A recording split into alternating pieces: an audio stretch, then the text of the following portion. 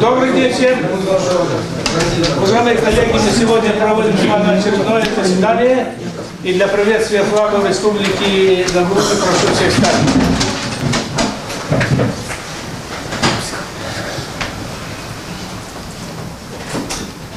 Спасибо. Повестка дня у всех на руках.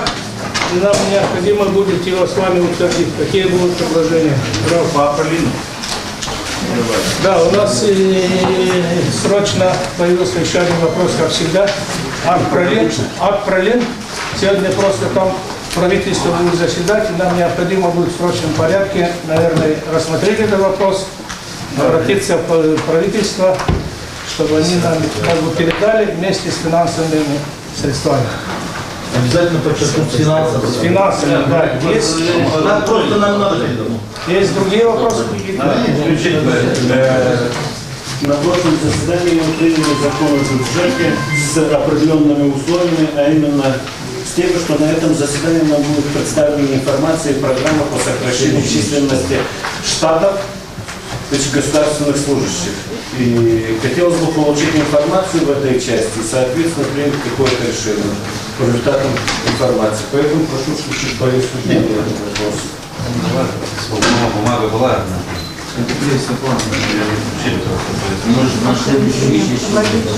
Борис, а мы представляли в комиссию материал?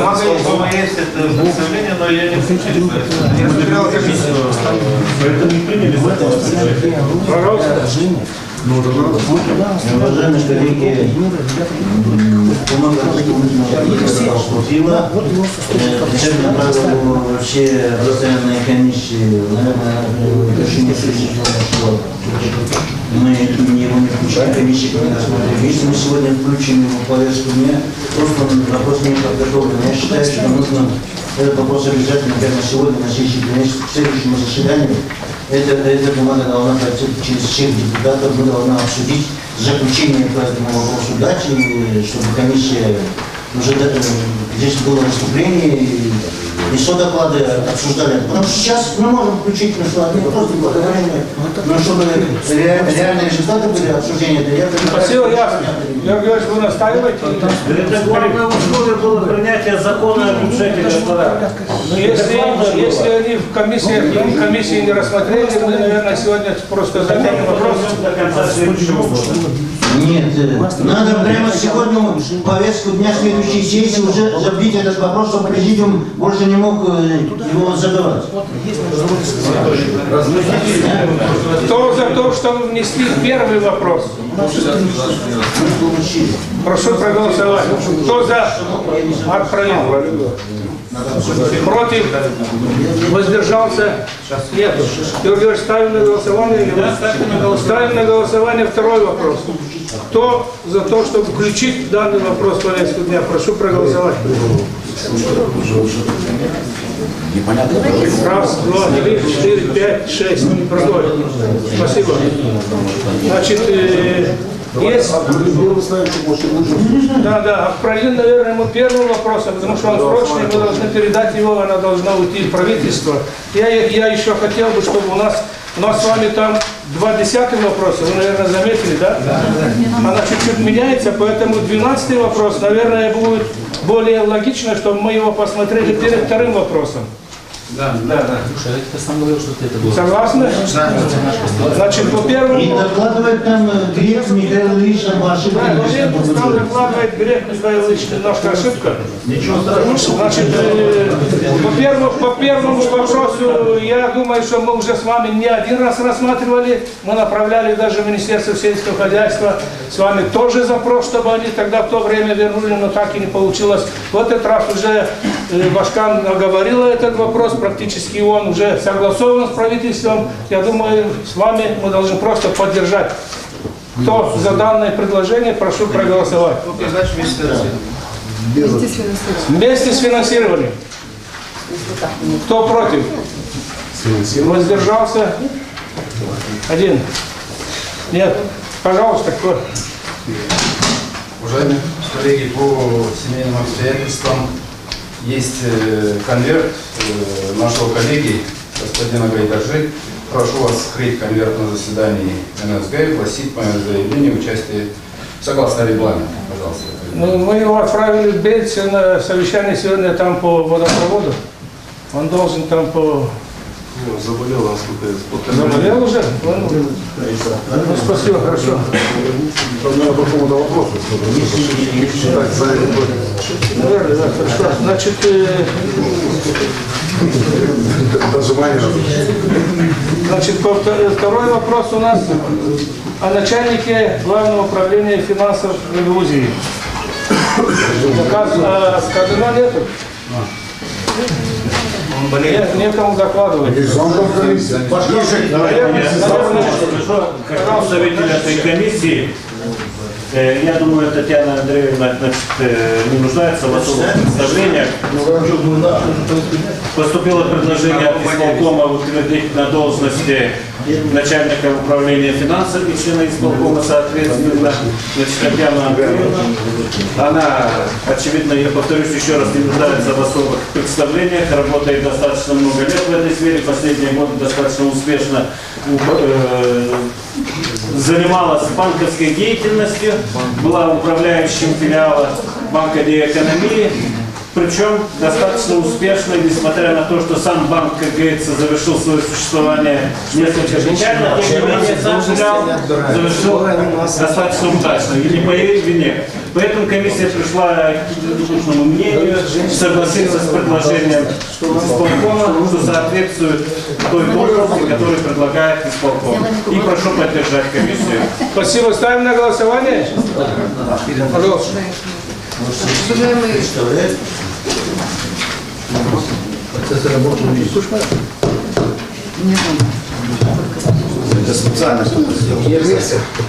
уважаемый Дмитрий Георгиевич, депутат Народного собрания, член исполнительного комитета, гости, я хочу попросить вас поддержать кандидатуру Татьяны Андреевны. Это достаточно опытный, подготовленный человек. Она много времени работала в этой системе, именно в управлении финансов, даже исполняла обязанности начальника управления финансов. Поэтому я думаю, что у нас финансы не будут петь романсы во главе с Татьяной Андреевной.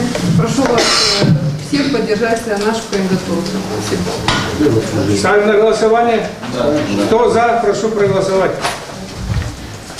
Против? Воздержался? Единогласно. Спасибо. Мы вас поздравляем. Желаю вам творческих успехов. Творческих финансовых. Да. Слово по следующему вопросу господин Грек.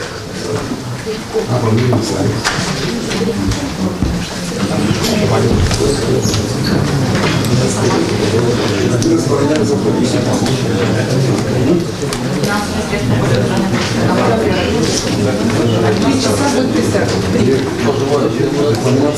3 часа подойдете.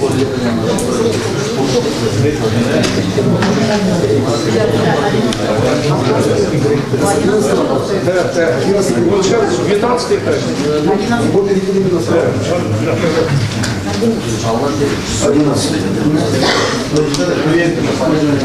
Уважаемые депутаты,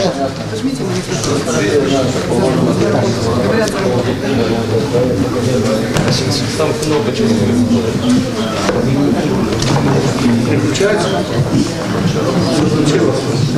уважаемые депутаты, я кратко проинформирую, ну именно очень кратко, и объясню почему, об итогах проверки ГРТ, финансовой деятельности ГРТ. Проверка была назначена решением постановления Народного собрания в декабре месяце. Годовой отчет ГРТ не сдала и по сегодняшний день. Отчет должностными лицами не подписан. Буквально час назад я получил через комиссию, получил отзывы на данный отчет. Отчет на 31 лист, отзывы, наверное, наберутся на 40. Кратко скажу одно единственное, что все стороны недовольны, не согласны. Ни наблюдательный совет, ни должностные лица и никто. Из этого исходит, что государственные контролеры поступили правильно, сделали все правильно. Если бы хоть одна сторона была бы довольна, значит что-то мы нету. Те нарушения, ну я не хочу сказать употреблять слово безобразие, но они продолжаются не сейчас начались, и не вчера, и не позавчера.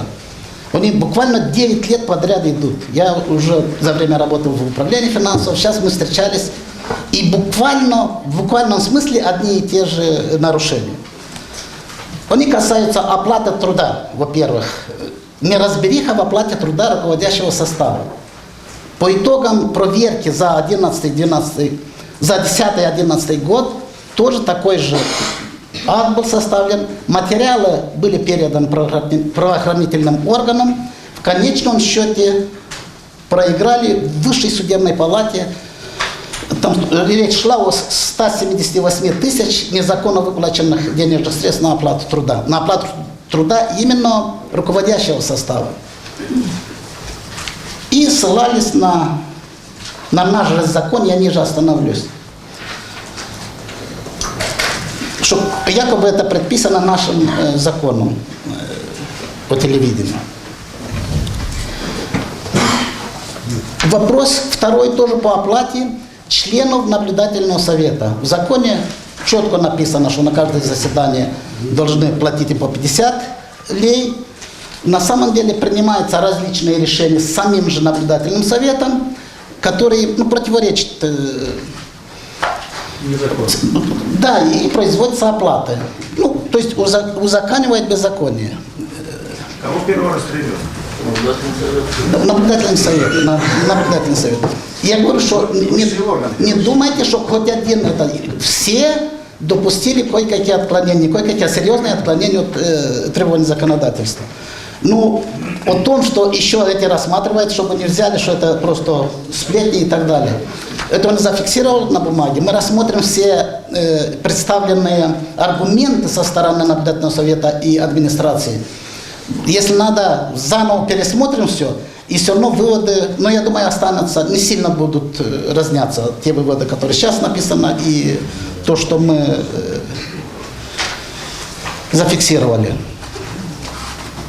Постоянно мы кричим, что не заслушаны отчеты по итогам за 13-12. На самом деле представлено даже одно заседание здесь проходило 16.02.15 года, 16 февраля в прошлом году. Видео есть, 2 камеры снимали, что это заседались, все доклад, какого качества это доклад, качественный, некачественный, это второй вопрос. Но что вопрос был заслушан, это точно. Но протоколами это не оформлено. И сейчас даже сложно сказать, как аргументировать в этом. Во всяком случае, мы предложили все эти записи. Далее вызывает очень большие нарекания, что у нас в законодательстве не оговорены сроки утверждения технических условий. Поэтому они представляются, будем так говорить, когда кому вздумается. Что касается оплаты других работников, то я бы там больших претензий не имел, но больше претензий имеют сами работники, потому что не четко организовано. Особенно система премирования не совсем прозрачна, будем так говорить. Из имеющихся там принятых уже лет 6-7 назад положений по оплате и по стимулированию, это 5 положений. И каждое действует составлено в соответствии с принятым каким-то постановлением Республики Молдова. Это постановление касается госслужащих, все равно применяется, если там есть какие-то выгоды. Касается других категорий работников, все равно применяется. Поэтому я считаю, что здесь нужно навести порядок, потому что если... Причем так мы обращаем внимание все время на то, что сам руководитель получает, скажем, большие суммы. 11 тысяч, скажем, среднемесячная зарплата. прямо говоря, нехило получает и руководители других подразделений, которые тоже проходят через наблюдательный совет. Хочу говорить, что мы обжаловали, точно такие же нарушения были, как сейчас проходят, обжаловали в судебных инстанциях.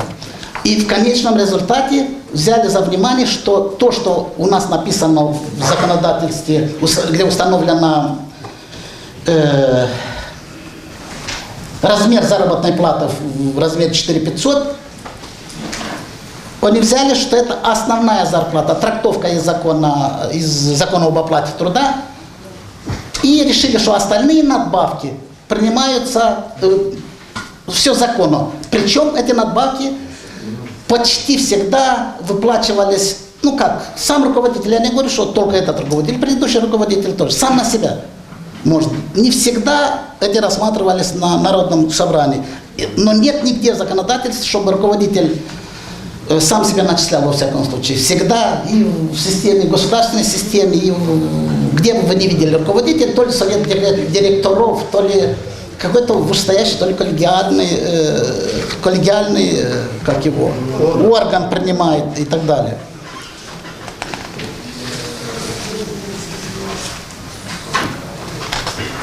Что касается оплаты в 2015 году, после этих скандалов все, практически прекратили некоторые начисления, я подчеркиваю, именно 2015 год. И в принципе так зарплата 3 лицам руководящего состава уменьшилась на 71 тысячу. То есть вместо 200, скажем, 80 платили только 200. Но есть передвижки в этом. Кроме того, разработано положение по оплате труда новое, согласовано с Министерством труда Республики Молдова. Но, к сожалению, пока она не введена, начала эта разработка с 2014 года, постановление, на которое основывалось это положение, уже утратило силу, и все нужно начинать заново.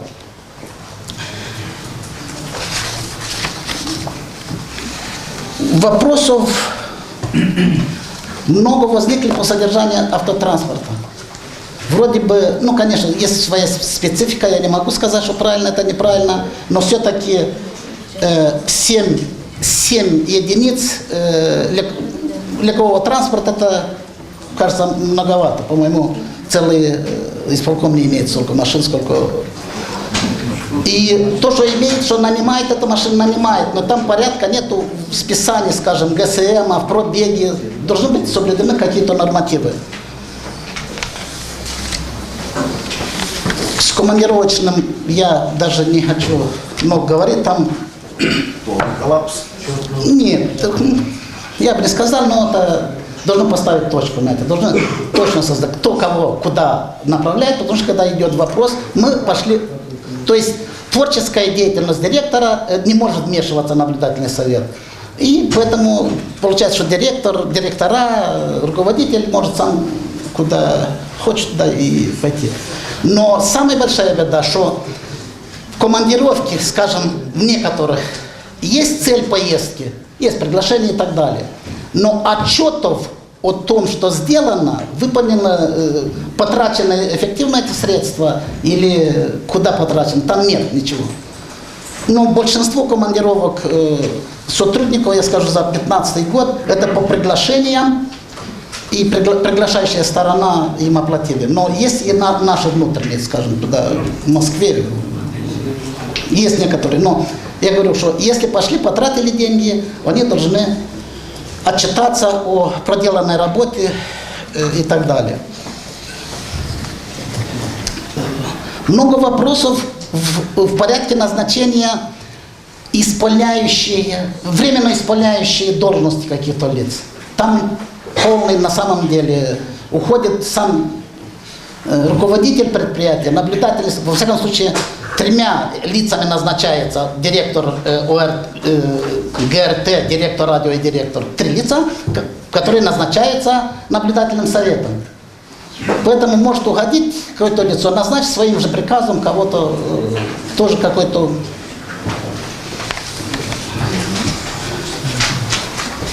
И по проектам мы не будем, потому что это не большой вопрос и один из самых неприятных, то, что только за вот эти непонятные действия и руководства, и наблюдательного совета за последнее время, вот за это, что мы проверяли, только из-за увольнения, за неправильное увольнение и восстановление должностных лиц, и не только высшего руководящего органа и остальных лиц, судом уже присвоено, потому что есть исполнительные листы на 232 тысячи леев. А там в судах еще 5-6 дел еще не рассмотренных. Мало что здесь проиграли эти суды. Дальше не обжалуют, что это что, получается, что здесь последняя инстанция. Ни одна из этих проигрышных дел не обжалована дальше. И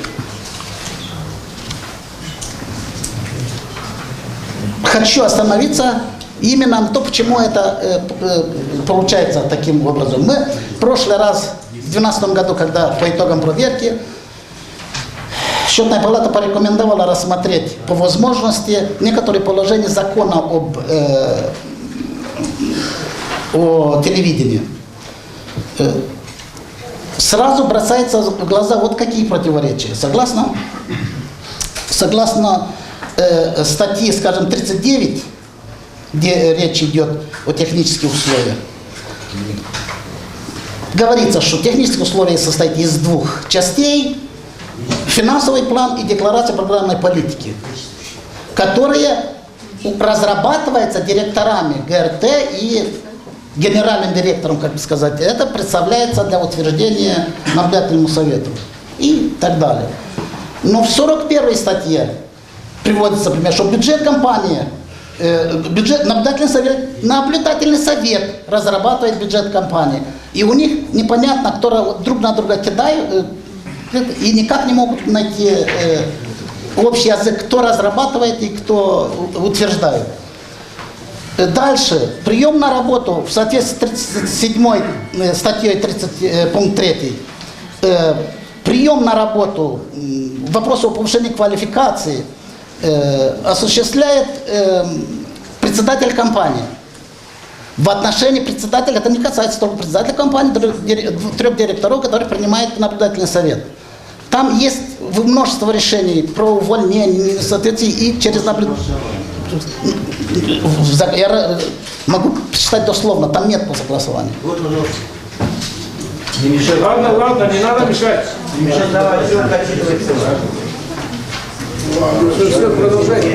Давайте регламент соблюдать немножко. Вы можете более емко изложить, потому что по времени уже мы 30 минут рассматриваем только один вопрос. Спасибо. Больше нет. Спасибо, все. Спасибо. Все, закончили? Да. Есть вопросы? Ну, понимаете, если нам безразлично, куда уходят наши деньги, то есть бюджета исполкома, ну что ж, тогда вообще... Уважаемый депутат. Одну секундочку. Уважаемые коллеги, зачем мы этот вопрос подняли? Мы хотели увидеть картину, что там творится. И сейчас мы заявляем, хватит, все, нам надоело. Ну что ж, тогда вручь нам цена. А вот они сейчас там будут смеяться над нами. Не, уважаемые депутаты, давайте так сделаем. Отчет этот все равно подпишут или не подпишут, но он будет согласован в любом случае. Не то, что это, я каждому вручу, там вы найдете очень много. 31 лист сейчас мне расскажешь, все, причем 12 шрифт. Там. И я думаю, что и на сайте будет опубликовано, и везде. Если неудобно говорить о нарушениях, тогда кто-то другой должен об этом сказать, что ли? Я говорю о нарушении. Я и говорю о нарушении. Ну. Вопросы есть? Пожалуйста. Есть вопрос. Пожалуйста. Скажите, пожалуйста, какова общая сумма ущерба, выявленная вами на сегодняшний день, из чего она складывается? Имеется в виду, естественно, бюджету ущерба компании, из чего она складывается, и приняты ли меры компании по взысканию с виновных лиц в регрессном порядке тех сумм выплат, которые имели место в результате рассмотрения судебными инстанциями исковых заявлений незаконно уволенных. То есть какие... Я понял. возмещения ущерба? Значит, я только говорил, что никаких мер по взысканию нет. Даже есть одно заявление господина Перрона, там незаконное начисление зарплаты, довольно такое за 1 месяц, довольно солидное. И нарушение тоже интересное. Даже есть заявление, но не удержали, потому что там непонятно, куда делись документы на самом деле. Самого Перрона, хотя имеется заявление, сам бухгалтер не может понять, она не делала эти начисления и так далее. Что касается общей суммы ущерба, сейчас еще представить документы. Сейчас недостача, во-первых, 110 тысяч оборудования есть на сегодняшний день, это 110 тысяч, 232, вот это ущерб, его как ущерб, может сказать, по-другому, по исполнительным листам, только по этой проверке я имею в виду.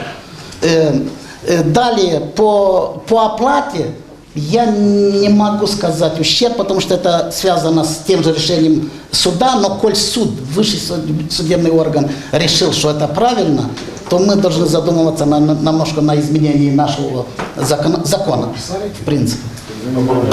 Потому что 4,5 и средняя зарплата выходит за 10 тысяч в месяц, то уже можно легко определить за год только у одного 6, и умножайте еще на 3, уже набирается еще сумма 180 тысяч. Я хотел бы уточнить вопрос о проданной машине, которую там продали за копейки. Ситуация на каком этапе? Ситуация на таком этапе, что возбуждено уголовное дело. Сейчас возбуждено уголовное дело. Михаил Ильич, вопрос такой.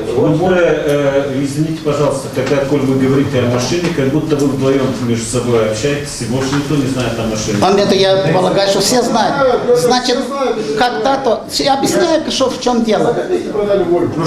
Там подарили этой организации лет 5-6 назад одну Volvo. Я приходил потому что по итогам той еще предыдущей ревизии, а приходил на бухгалтерском счете по цене 45 тысяч. Далее эта Volvo при председательстве господина Перрона была продана, причем не без акциона, а, как сказать, продана была в договоре, было написано, что 30 тысяч одному лицу. Внесли деньги в другое лицо, но только 20 тысяч. И поэтому из-за нарушения процедуры, но это немножко не... И вот поэтому вот документы дали, я знаю. Сколько лет работала эта машина? Нет, она не новая была. Нет, в компании сколько лет работала? 3 года работала. 3-4 года работала. Сколько лет эта машина? За год до машине сделали ремонт. Это было оприходовано по 45, а ремонт там 12-11 тысяч, 24 тысячи. Вот вы говорите, что зарплата председателя ГРТ, допустим, 4,5 тысячи выплачивалась, 10 или 11 тысяч, там, не знаю.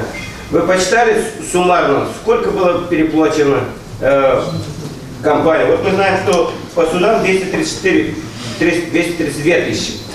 Это по исполнительным листам. Да, а вот сколько переплачено в суммарном виде? Вот это не могу назвать, как переплачено. Суд признал, что это правильно делано, как я могу сказать. Ну, я не могу назвать эту сумму так, это как его.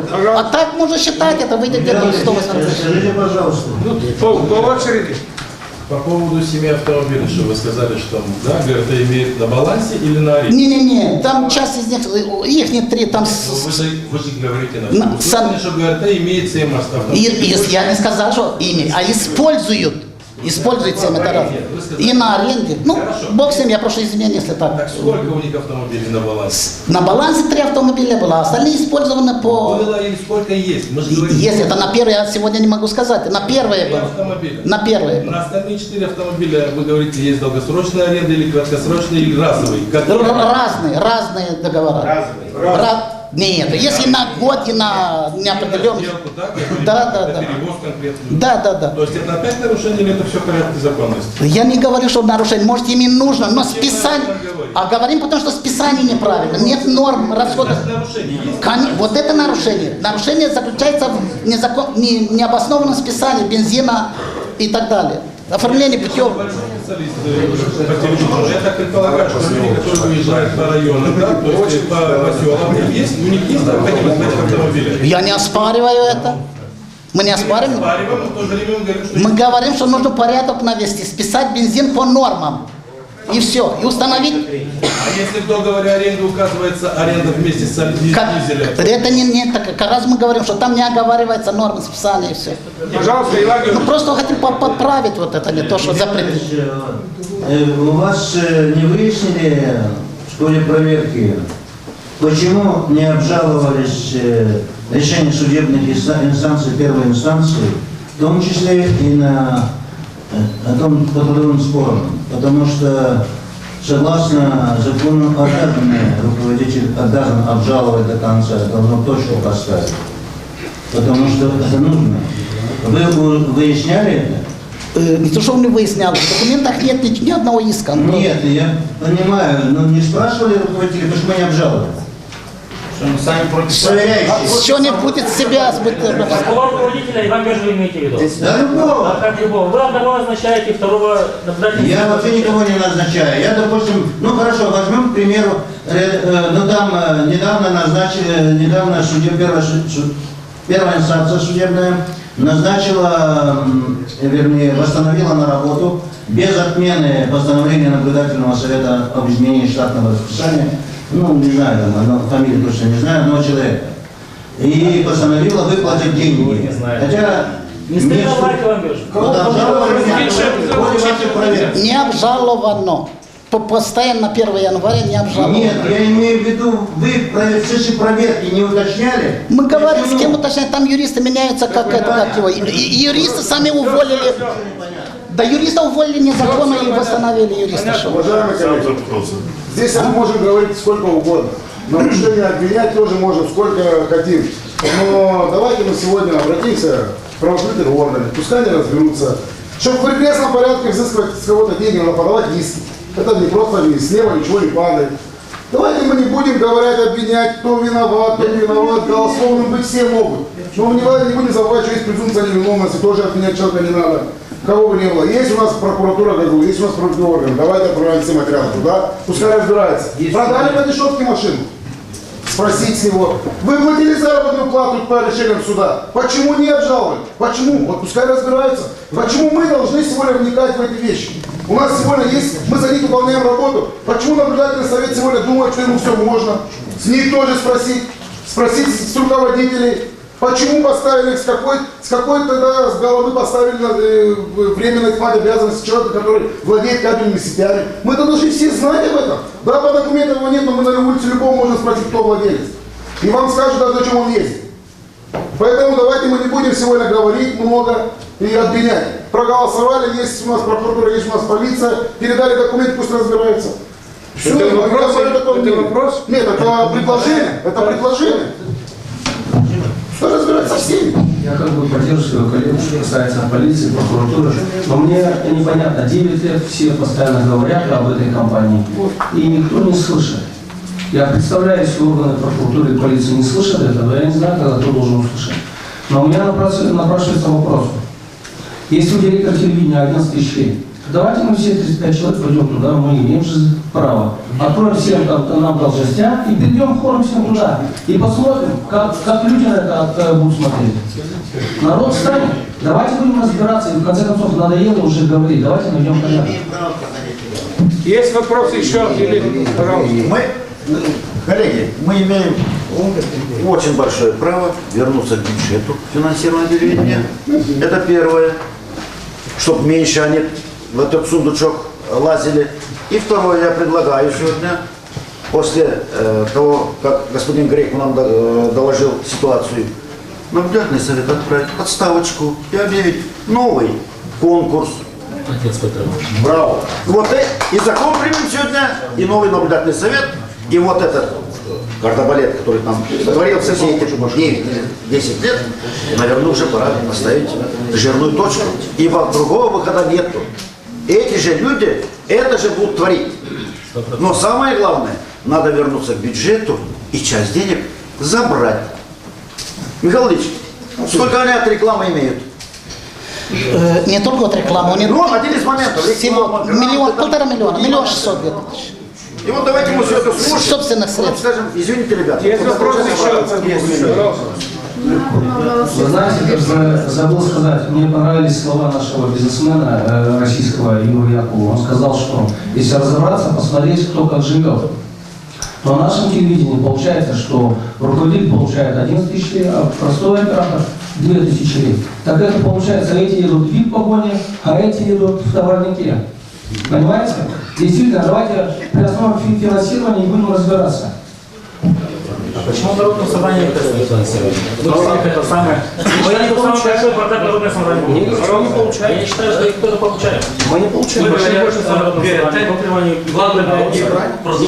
Когда это вещание, то есть информированное население. Я бы сказал, что для бесшумных ГРТ давно не существует. Потому что уже больше года на территории села эту мы информацию ГРТ не получаем.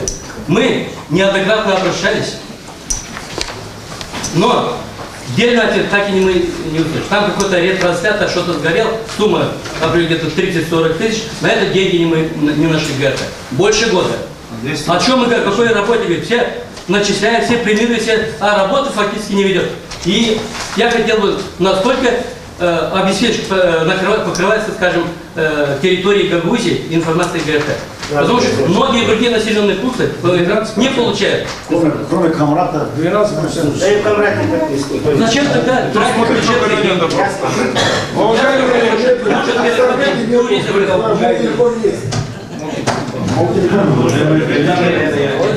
Я хотел пару слов сказать тоже. Внимание! Дело в том, что мы вот думаем, что там все нормально, на самом деле не так все там нормально.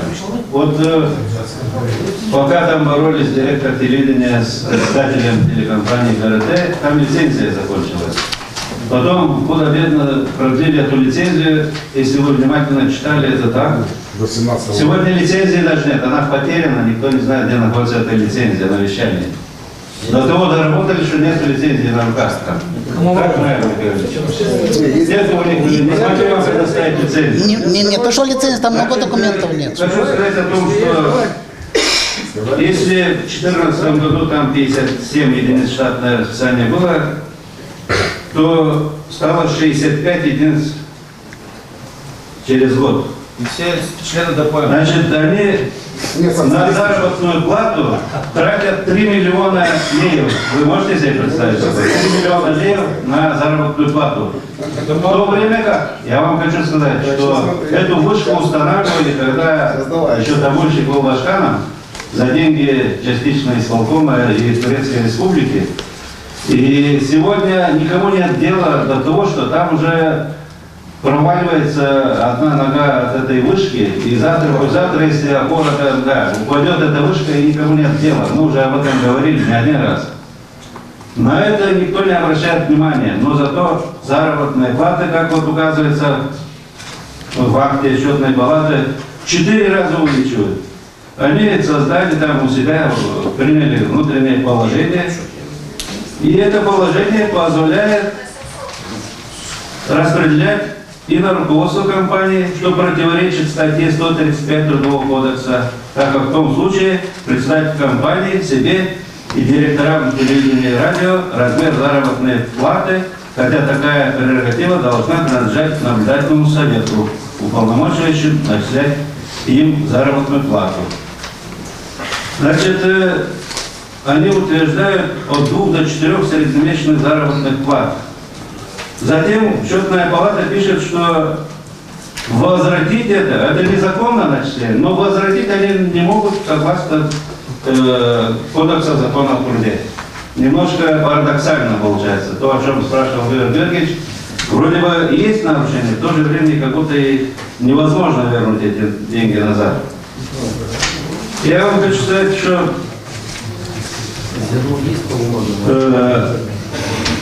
Вот здесь указывается статья 10 тоже. Следует констатировать, что с октября 2011 года до момента осуществления проверки руководство УК ГРТ использовало в полной мере возможности, предоставляемые положениями, которые были отменены вышеуказанным решением наблюдательного совета, допуская таким образом начисление и выплату нерегламентированных надбавок сотрудникам УК ГРТ.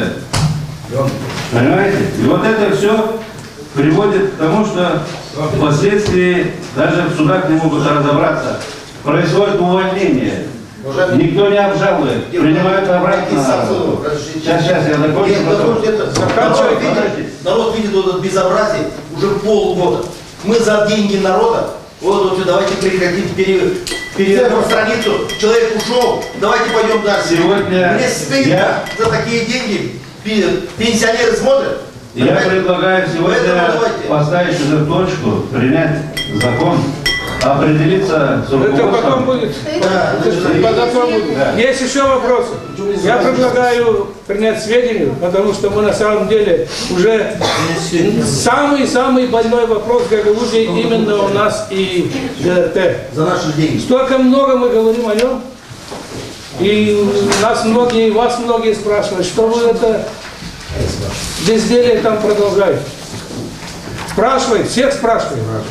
Да, потому что там, когда выходит руководитель и говорит, что мы получаем в месяц 280 тысяч лей, и это мизерная зарплата, это ее выступление. Я извиняюсь, ребята. Я извиняюсь просто, и вы, наверное, понимаете, что там творится. И если мы с вами говорим, что там назначаются премии самим руководителям, принимаются на работу самим, а потом виним наблюдательный совет. Подождите, они сколько в суд уже обращались? Суд решал какие-то вопросы. Давайте выберем другой наблюдатель. Кто гарантирует, что он будет по-другому? Вы хотите, чтобы затянуть еще на полгода? Мы понимаем, что вы хотите. Но мы хотели бы, чтобы руководство подчинялось наблюдательному совету. Я встречался с наблюдательным советом в Кишиневе. Они говорят, пусть они придут, посмотрят, как наблюдательный совет работает. Один человек не может принимать решения. Не может принимать на работу без штатного расписания. 63 человека там сидят, еще 7 принимают на работу. Что, в частном предприятии находимся? А премии в Народном собрании кто выдает? Тоже мы выдаем. Можете проверить, у нас проверки есть как. И, кстати, если хотите, вы спрашивали, мы уменьшили выдачу без топлива намного, чем прошлый созыв. Вот это проверьте, и вам скажут четное слово.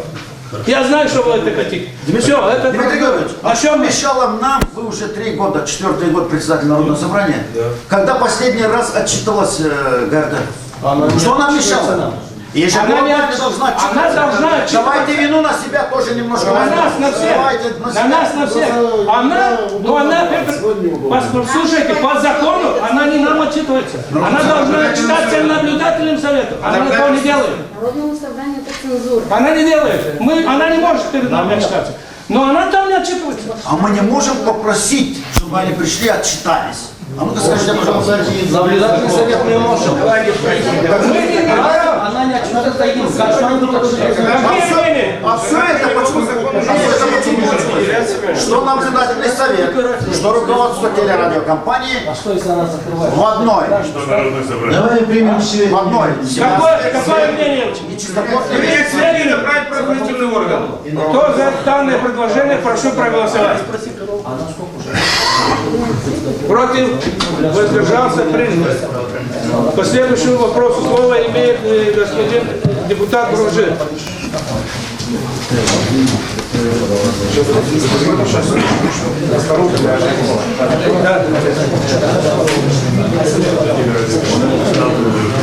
Уважаемые коллеги, я думаю, что мы все ознакомились с законом. Наверное, нам необходимо принять будет его в первом чтении проголосовать, а потом по статье пойдем. Есть такое решение? Есть такой вопрос? Да. Есть другие мнения, пожалуйста. У меня такое мнение. Я хочу, чтобы ребята, чтобы мои коллеги правильно его услышали, правильно поняли. вся эта процедура, вы знаете, что была направлена против ГРТ для того, чтобы ушел директор. Это не обсуждается. Все считали, что она ангажирована, она ушла, нет руководителя. Сегодняшние наши действия приведут к тому, что пострадает телевидение, пострадает бренд, пострадает коллектив. Я считаю, что мое предложение очень простое. Давайте соблюдать закон. Закон гласит, что Иван Георгиевич, наш коллега, не может быть разработчиком, представлять и голосовать за закон, потому что у него конфликт интересов. Так же, как конфликт интересов преследуется между телевидением и наблюдательным советом у других семей, фамилий вы прекрасно знаете. Я призываю вас сегодня поддержать предложение Петра Ивановича, и не может быть одна виновата сторона. Выводим все на первоначальные эти самые, тем более, если существует конфликт интересов. У нас 2 члена наблюдательного совета, незаконно при принятии их решений, все решения наблюдательного совета становятся незаконными. Сегодняшнее, если мы будем представлять в первом чтении, во втором чтении, в окончательном чтении этот закон, он будет незаконен. Иван Георгиевич не имеет права, законное право участвовать в разработке, в принятии и голосовании за это. Не имеет. Он рассматривает наблюдательный совет, их обязанности и права, но представителем наблюдательного совета является его родная сестра. Иван Георгиевич, я вас призываю, мы видели очень внимательно, все Гагаузия видела, как вы защитили интересы Гагаузии, когда защищали закон о прокуратуре. Я хотел бы уже вернуться к этому вопросу и поменять вообще эту комиссию в парламент, которая это самое там видит, и без никаких решений, провальных решений для Гагаузии больше ничего нет. Это следующее провальное решение, это с ГРТ. Пожалуйста, не трогайте его. Выберите новый наблюдательный совет, сами выберите и назначьте его. Но законно. Чтобы ваши решения, которые будете предложить, сегодня вы незаконно принимаете сегодня докладывать этот вопрос. Вы не имеете законного права докладывать его. Уважаемые коллеги, я хочу вас напомнить, Георгий Ильич, наверное, забыл, что мы с вами на том заседании принимали решение, что закон это готовит исполком и народное собрание. Это не готовый Гурбаджи. Я хочу вам это, чтобы вы знали. И закон мы не принимаем под кого-то. Потому что у нас уже и Жекова была, и все продолжается. Мы хотим уже наконец-то сделать закон для нас. И вы читали, и госпожа сама Харламенкова нам при ее работе предложила, чтобы именно по этому пункту пришли. И госпожа Жекова тоже совсем недавно, правда, она тоже говорила, что депутаты плохой закон принимают, но именно говорила о том, какой мы закон принимаем. Потом она пришла в себя и перезвонила, что ой, я извиняюсь, вы все правильно делаете. Поэтому все эти разговоры, мы понимаем, к чему они идут. Но мы готовим закон не под кого-то. Если ушла, скажем, Харламенко, мы не говорим, что завтра будет все там нормально. И насчет депутатов, я еще извиняюсь, хочу, и Григорий Ильич, еще одну вещь ответить. Если вы считаете, что комиссия межпарламентская работает плохо, вы напомните своим депутатам парламента, они там сидят. Я могу напомнить, но кто включил их в комиссию? Депутатам парламента? Нет, а вы... Эта комиссия так не работала, Георгий Ильич. Эта комиссия по закону не работала. Нет, вы уже 6 месяцев что-то ездите, согласовываете. Это не я говорю, это на улице люди говорят. Что за закон о прокуратуре вы там принимали, вы пошли, согласовывали, делали. Иван Петрович, я вам хочу сказать, Иван Петрович, я вам отвечаю. Я смотрю, вы только что выступали.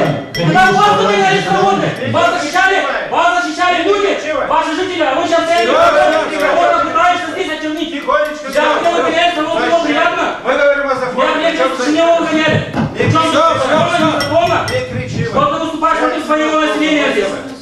Если ты предаете все интересы Гагаузии, выступаешь здесь. Коллеги, все. Спасибо, господин председатель. Прежде чем Роман Владимирович, разрешите мне реплику сказать. Весь 2015 год по жалобе Анны Харламенко Национальная комиссия по коррупции и отдел борьбы с коррупцией Шкабула проверяли именно то, о чем говорит коллега. Если вы не знаете, то хотя бы спросили, они говорили ссылку на базаре. Я получил официальный ответ, могу раздать всем вам или отсканировать по электронной почте, отослать, что нет никакого конфликта интересов. Это во-первых. Поскольку Сурнина является моей родной сестрой, но это общественная компания. Как Народное собрание не командует общественной компанией, так и постоянная комиссия не командует общественной компанией. И получилось, что нет никакого конфликта интересов, и об этом же уведомили госпожу Харламенко. Это во-первых. Во-вторых, мы разработали закон в соответствии с поручением Народного собрания ГГУ, за который и коллега голосовали вы. И поэтому я просто призываю вас быть немного корректным в этом вопросе, потому что когда вы говорите, что мы убиваем общественное телевидение, то это говорит о том, что вы вообще не вникли в законопроект. Мы наоборот делаем так, чтобы этот механизм работал без скрипов, без ничего, все нормально было. Это первое. И второе, вы не правы в том, что вы когда заявляете, что госпожа Харламенко подала в отставку. Заявление о том, что она подала в отставку, не означает, что она подала. Она письменного заявления до сих пор никто не подал. Завтра она скажет, что я пошутила. Спасибо. И мы не под нее делаем этот закон. Да, коллеги, если позволите, я на 40 минут уйду. Господин посол подъехал, мне нужно быть на встрече. Потом вы будете, да? Сразу обратно, да. Самое интересное пропустить. Пожалуйста. Можно сделать паузу?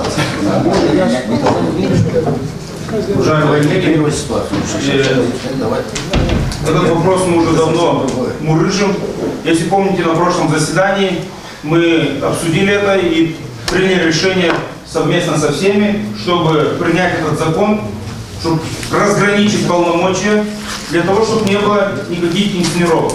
В отношении бренда, бренд ГРТ на сегодняшнем этапе это бренд казнократства и воровства. Вот насчет бренда. Поэтому не надо сейчас пытаться манипулировать мнением депутатов. Закон разработан качественно, прошел 7 слушаний, встречались в коллективе, и именно коллектив дал нам, именно коллектив дал нам, что они хотят и как они хотят, чтобы ими руководили. Впервые мы предложили, чтобы по предложению председателя компании назначался редактор телевидения и редактор радио. Для чего? Для того, чтобы не было конфронтации. Вы говорите о том, что мы не хотим отправить этот наблюдательный совет. Прочитайте закон, статья 45, часть 2. Там указано, что после того, как пройдет реформа, наблюдательный совет уходит. По срокам там в течение 3 месяцев. Вы ознакомьтесь, потому что просто популистские высказывания.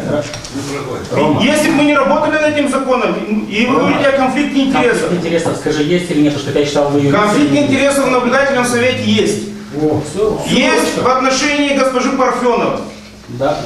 И что? И 6 человек. Мы должны отправить этого члена в отставку. Да. 6 человек, да. Это кворум. Вот эти собрания, что Там 7 человек работают, только двое в отставке. 6 из него. А зачем? И 6 человек.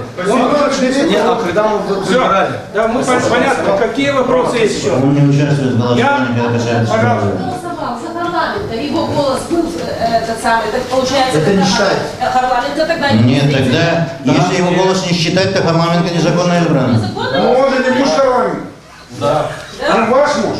Он не голосовал за меня, когда голосовали за меня, он не принимал участие в голосовании. Он ушел и вышел, да, он не голосовал, его голос был шестым. Решающий. Он незаконно, значит, она недействительная. Понятно? А за меня он не... Давайте приступим к повышению. Я вам реплику сразу отвечу. Когда он голосовал за Харламенко и когда был в наблюдательном совете, тогда еще неизвестно было, что вы будете директор телерадио. Это было до того, как вас назначили. А когда вас уже назначили, вы должны были взять самоотвод либо вы, либо он. Так что вы не путаете. Все правильно, молодец. Когда его назначили и когда вас назначили, посмотрите даты. И конфликт интересов появился только тогда, когда вас назначили директором. Так что вы должны были выбрать, либо он будет в наблюдательном совете, либо вы директор. Точно так же и Бургуджи, точно так же было. Когда сделали все эти комиссии, Бургуджи не был тогда председателем комиссии по СМИ. Он мог бы тоже взять. У вас есть... Я как раз был председателем комиссии по СМИ. Зачем таким голосом? Потому что меня обвинили сейчас перед всеми. Она же говорит четко, за нее он не принимал участие. Ну он сегодня член наблюдательного совета, Дмитрий Григорьевич, за нее он не голосовал. Да при чем она? Он член. Коллеги, мы же рассматриваем закон. Закон не принимает наблюдательный совет. Я вас не перебиваю, Иван Георгиевич. Я вас не перебиваю. Закон спокойно мы нарушаем здесь, как депутаты. Мы нарушаем сами изначально.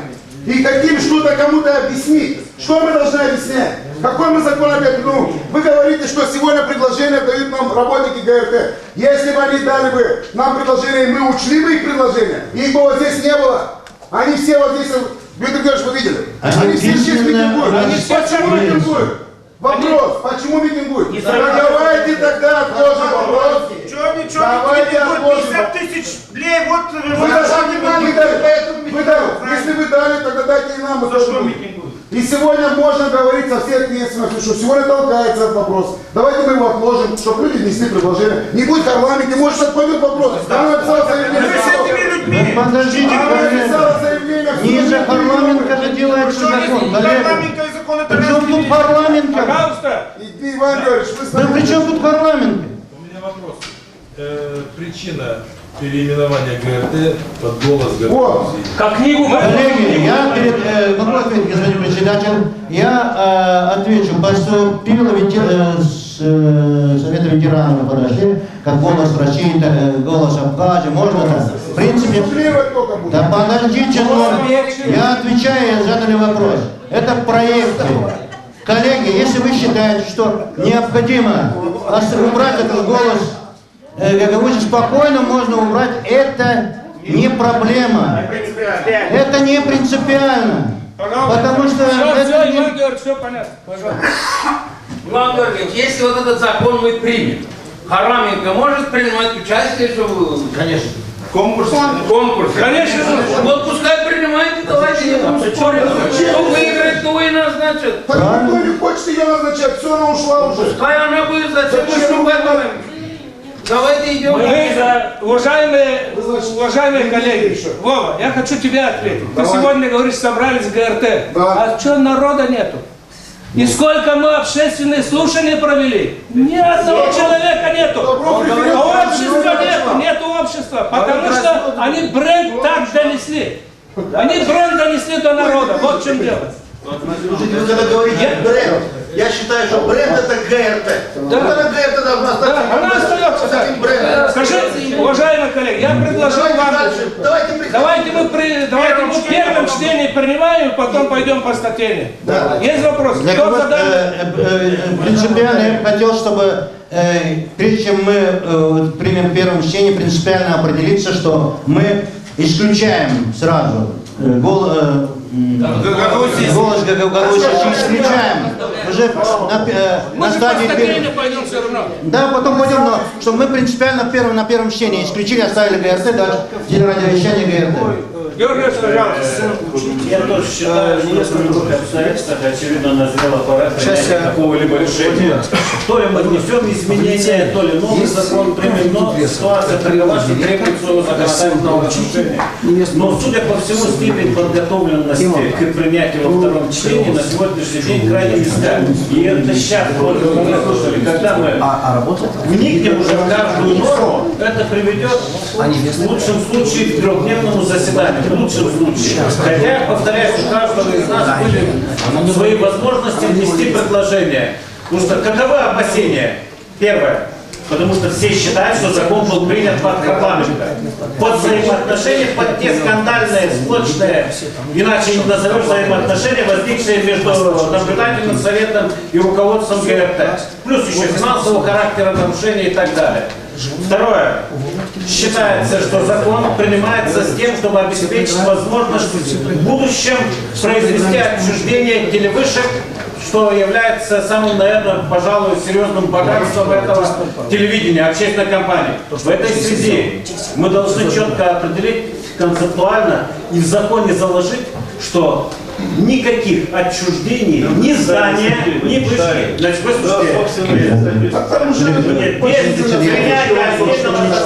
Это не одно и то же. Коллега, я понял, могу ответить.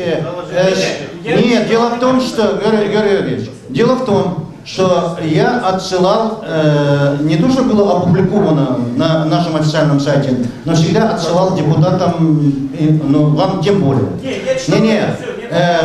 Наоборот, в старом законе не было, кто является собственником, не было учредителя, ничего. В новом законе мы определяем, что собственником телевышек всего является Народное собрание. Нету отчуждения.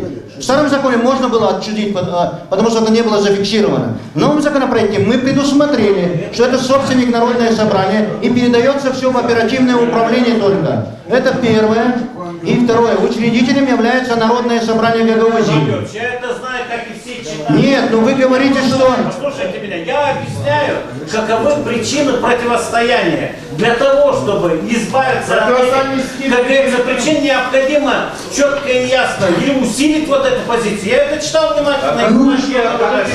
Принятием отдельного закона. И устранить противоречия, нам легче будет принять этот закон. Не устраним, то я думаю, что мы застрянем во втором чтении. В этом даже не сомневаюсь. Уважаемые коллеги, Георгий Георгиевич, если вы хорошо помните прошлое заседание в декабре месяце, когда мы рассматривали данный вопрос, вы встали и сказали, что нам нужно точно так же, как сегодня, пройти по всем статьям проверки.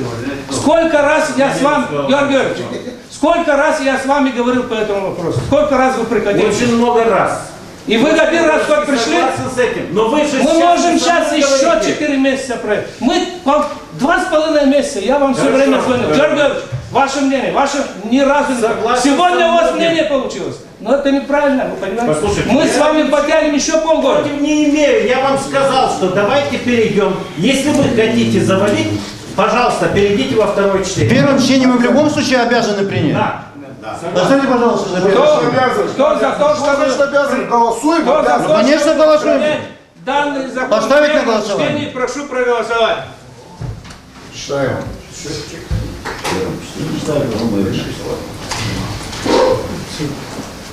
Кто против? Против? Раз, два. Воздержался?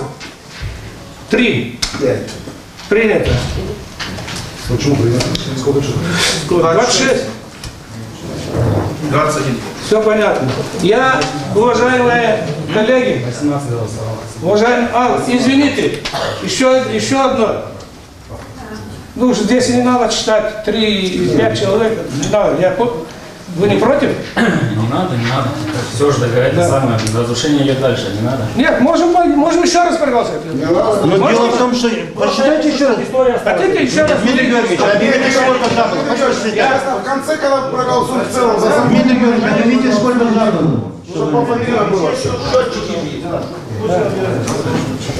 Требуете еще раз проголосовать? Да нет, давайте ко второму чтению. Значит, уважаемые коллеги, перед тем, как перейти ко второму чтению, я хочу слово передать экспертам, хочу передать исполкому слово, чтобы мы с вами поняли, в чем была надобность. Пожалуйста, финансовый эксперт у нас Михаил Ильич. Ну, я, в принципе, остановился на тех положениях, потому что несоответствие очень много противоречий в самом законе. В порядке принятия бюджета, то есть финансового плана, в одной статье разрабатывает одни, принимает другие, утверждает и так далее. В оплате труда тоже там противоречия в законе и так далее. Там много противоречий в самом внутри закона. Я могу сказать, что... Иван Васильевич, пожалуйста, исполком. Проходите, пожалуйста, Иван Васильевич. Уважаемый, сейчас. Да нет, это сейчас звездная болезнь пойдет. Да нет, не страдают такое. Уважаемые господа депутаты, я хотел бы вкратце озвучить те предложения, которые, как вы знаете, в соответствии с законом, данный законопроект был направлен в том числе и в исполком Гагаузии для дачи заключения. 25 февраля данный вопрос был рассмотрен на заседании исполнительного комитета Гагаузии.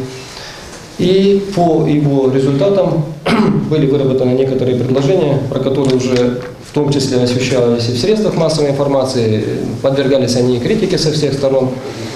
Я бы хотел в нескольких словах остановиться на некоторых из них.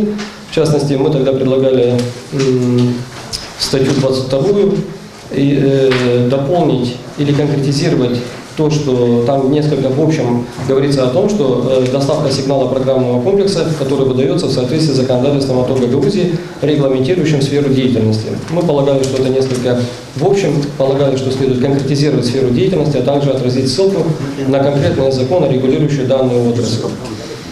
В статье 23 части 5 проекта закона речь идет о государственном сборе за выдачу лицензий, но не указан его размер, и мы считали необходимым отразить конкретную сумму сбора в самом законе. В статье 25 авторами проекта предлагается за, скажем так, за некоторые правонарушения в области телерадиовещания предлагали санкции различного рода в виде временного приостановления лицензии, отзыв лицензии. И нами предлагалось, чтобы такие санкции применялись только по решению судебных инстанций. Обращалось внимание авторов законопроекта на то, что в статье 27 части 1 пункта Г предлагается, что к 2018 году все трансляции и телевещания, осуществляемые компанией на территории Гагаузии и на иных языках, кроме гагаузского, должны дублироваться соответствующими титрами на гагаузском языке. Однако понятно, что для реализации этой инициативы предварительно необходимо как-то подготовить и техническое состояние телевидения, рассчитать те денежные средства, которые будут необходимы для такого рода дублирования, потому что, наверное, это достаточно дорогостоящая операция.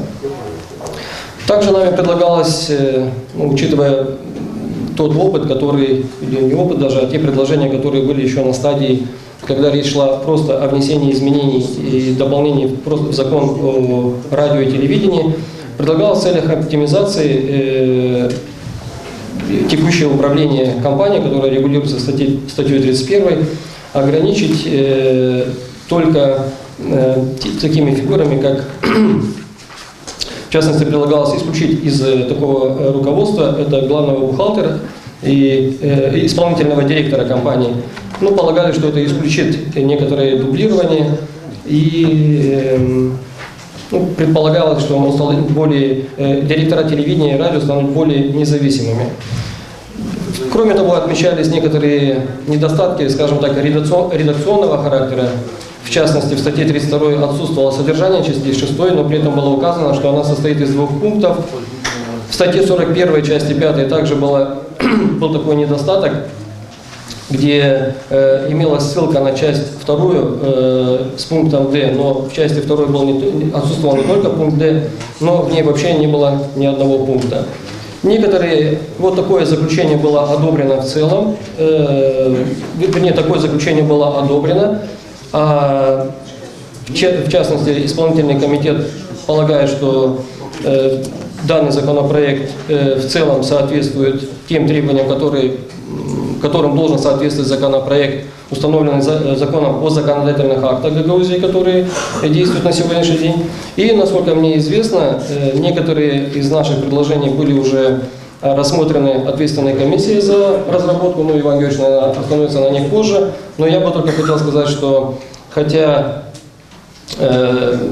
в общем все было, как они написали, отклонено, но тем не менее некоторые наши предложения, в частности о том, что в статье 22 было конкретизировано и дополнено все-таки о том, что доставка сигнала программного комплекса распространителями программы осуществляется на основании разрешения на доставку сигнала программного комплекса. И далее уже было учтено наше предложение, которое выдается в соответствии с законом о Гагаузии о лицензировании отдельных видов деятельности на территории Гагаузии.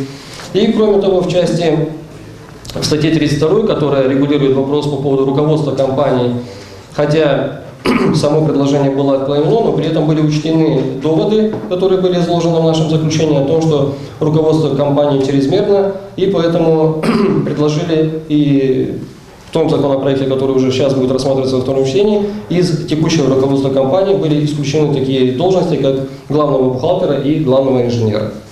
Вот вкратце все, что я хотел рассказать по поводу. Спасибо. Есть вопрос?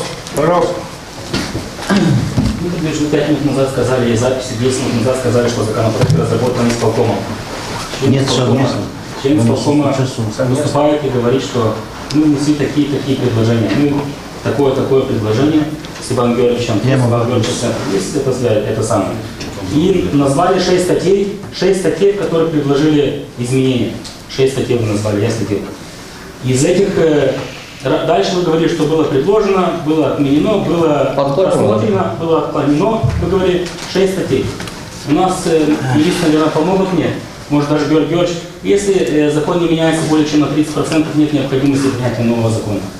Если можно изменить текущий закон, сделать изменения и внести в текущий закон. Иван Георгиевич, я знаю, что у вас есть ответы, на все вопросы.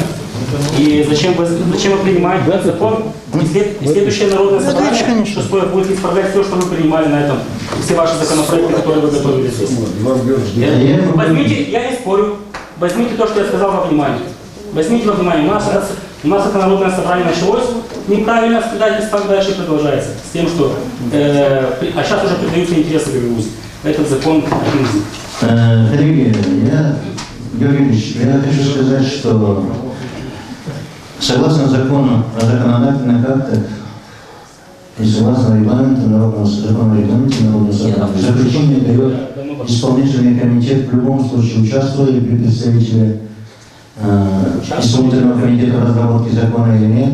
Там написано четко, что мы должны получать при вынесении законопроекта на пленарное заседание для принятия, получить заключение, перечисляется от комиссии, и перечисляется юридическое управление Народного собрания, управление юстиции, исполнительный комитет. Это обязательное получение заключения. Поэтому исполнительный комитет дал заключение в соответствии с требованиями закона. Что касается того, почему мы принимаем, не вносим изменения, а принимаем новую редакцию законопроекта. В пояснительной записке подробно это разъяснено, но разъясняю еще раз, чтобы понятно было. И это не мы пионеры здесь. Вот получили мы сейчас с Кишинева, с парламента Республики Молдова, новый кодекс о телевидении и радио. Там тоже вносят изменения, но учитывая, что целесообразнее, технически целесообразнее и легче это делать при новой редакции, вот у меня на столе, Николай Семенович может показать, там есть, полностью новый вариант предлагают. Потому что легче писать, чем написать в такой-то статье, исключить это слово, вместо этого слова написать вот это очень громоздко.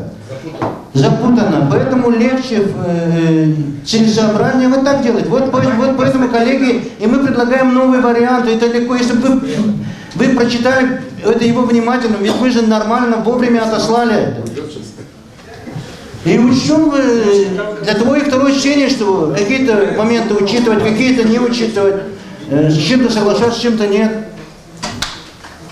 Давайте по статейной. Уважаемые коллеги, я очень хочу извиниться перед вами, но нам необходимо сделать перерыв на 15-20 минут. Меня приглашают тоже исполком на встречу, да. 15-20 минут, понимаете? Все, спасибо, да. 15-20 минут.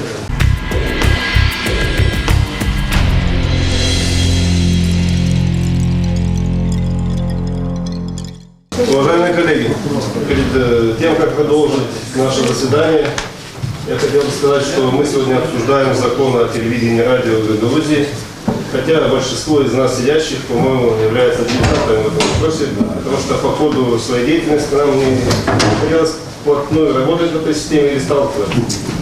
В том числе я и говорю о себе. Поэтому не было бы лишним предоставить слово человек, который всю жизнь занимается телевидением, я имею в виду Касая Дмитрия Михайловича.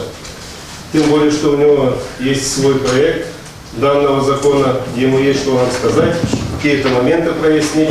И тем более, что он назначен наблюдательным советом, насколько я знаю, исполняющим обязанности, да, Шмыков? И я думаю, что для всех нас было бы интересно выслушать именно его мнение, что творится и как он будет действовать по закону. Есть? Пусть выступает. Ну давайте, только вкратце. 3 минуты. Не более. Все, внимание. Внимание.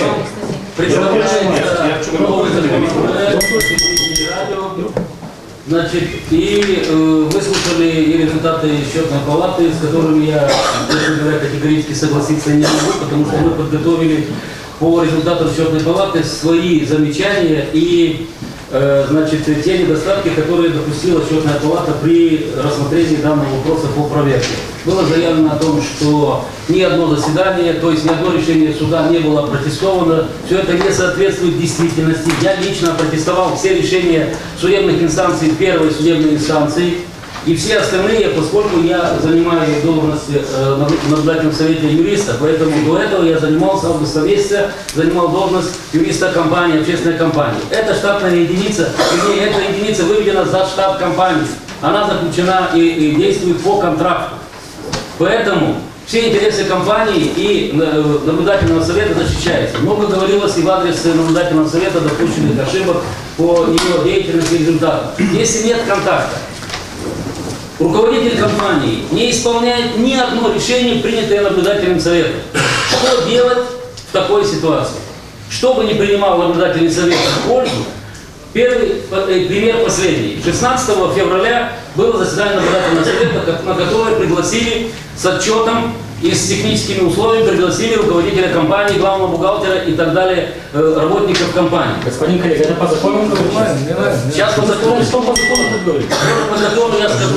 Значит, что было сделано? Представленный нам технический проект не соответствовал всем нормативным и законодательным нормам. Поэтому нельзя было его принять. Мы подготовили свои предложения, замечания, вернули его назад и к следующему заседанию наблюдательного совета представить уже с учетом ошибок, замечаний и так далее, и так далее. Чего сделано не было. Ближе к закону, пожалуйста. Да. Мы это слышали. Значит, 3 минуты дали. Закон назрело. Время принять, правильно сказал председатель комиссии, назрело время принять новый закон.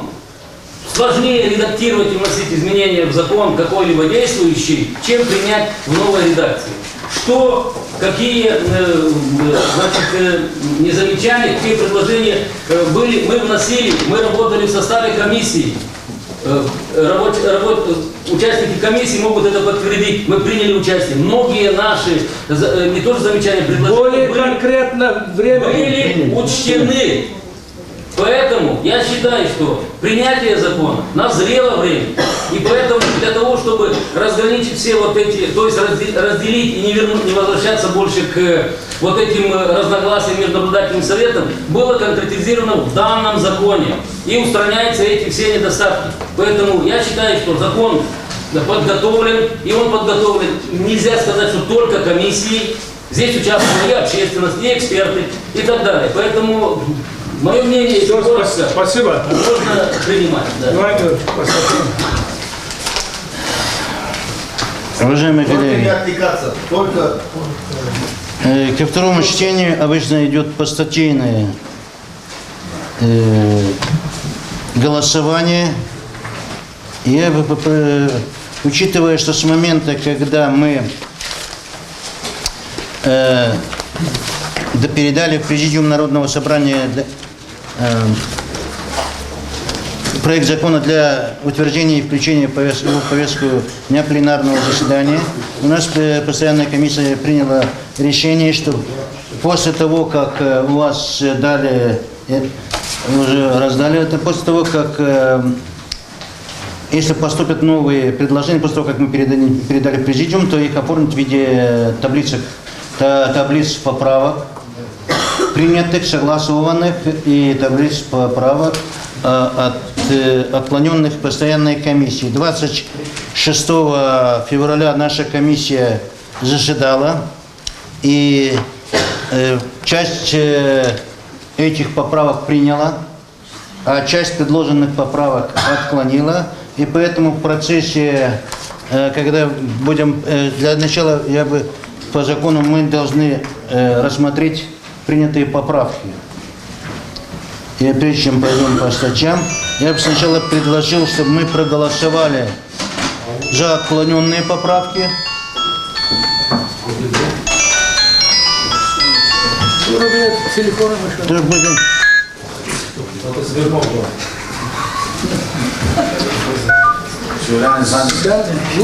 Будешь говорить или что будешь? За отклоненные поправки я бы хотел, чтобы мы... Все, я выключил, ты вырубил телефон. Телефоном не работаете? Нет, я вырубил его. Они, отклоненные поправки у вас на руках. Здесь у вас написано, кто предлагает и почему предлагает. Или мы целиком их отклоняем, или же прочитать их по... Целиком отклонить. Да. Их всего 11 поправок. 11 отклоненных поправок. Прошу проголосовать. Целиком отклонить. Отклоненные поправки. Может, проходит. Сколько? Прошу проголосовать. Кто за это, чтобы целиком отклонить, прошу проголосовать. Раз, два, три, 4, 5, 6, 7, 8, 9, 10, 11, 12, 13, 14, 15, 16, 17, 18, 19. Читайте, Георгиевич. Все. Кто против? Давайте легче так. Кто против? Один. А кто воздержался? Кто воздержался? Общественность. Раз, два, три, 5. Есть. Есть. Давайте дальше. И сейчас принимать поправки надо целиком, по статейной поправке принятые поправки в первой статье. Поступило содержание, поправка от юридического управления. Профильная комиссия согласилась с ним, что в статью первую цели и задачи и сфера применения внести изменения и пункт В считать частью второй, а часть считать частью третьей, потому что там неправильно было, о чем вот и говорил начальник управления юстиции. Мы чисто техническая ошибка. Мы внесли изменения, согласились с этим. Вот часть первая, часть вторая. Мы преамбулу не рассматриваем, исключаем, да? Мы сначала рассматриваем поправки по закону. Мы же исключили только что поправки.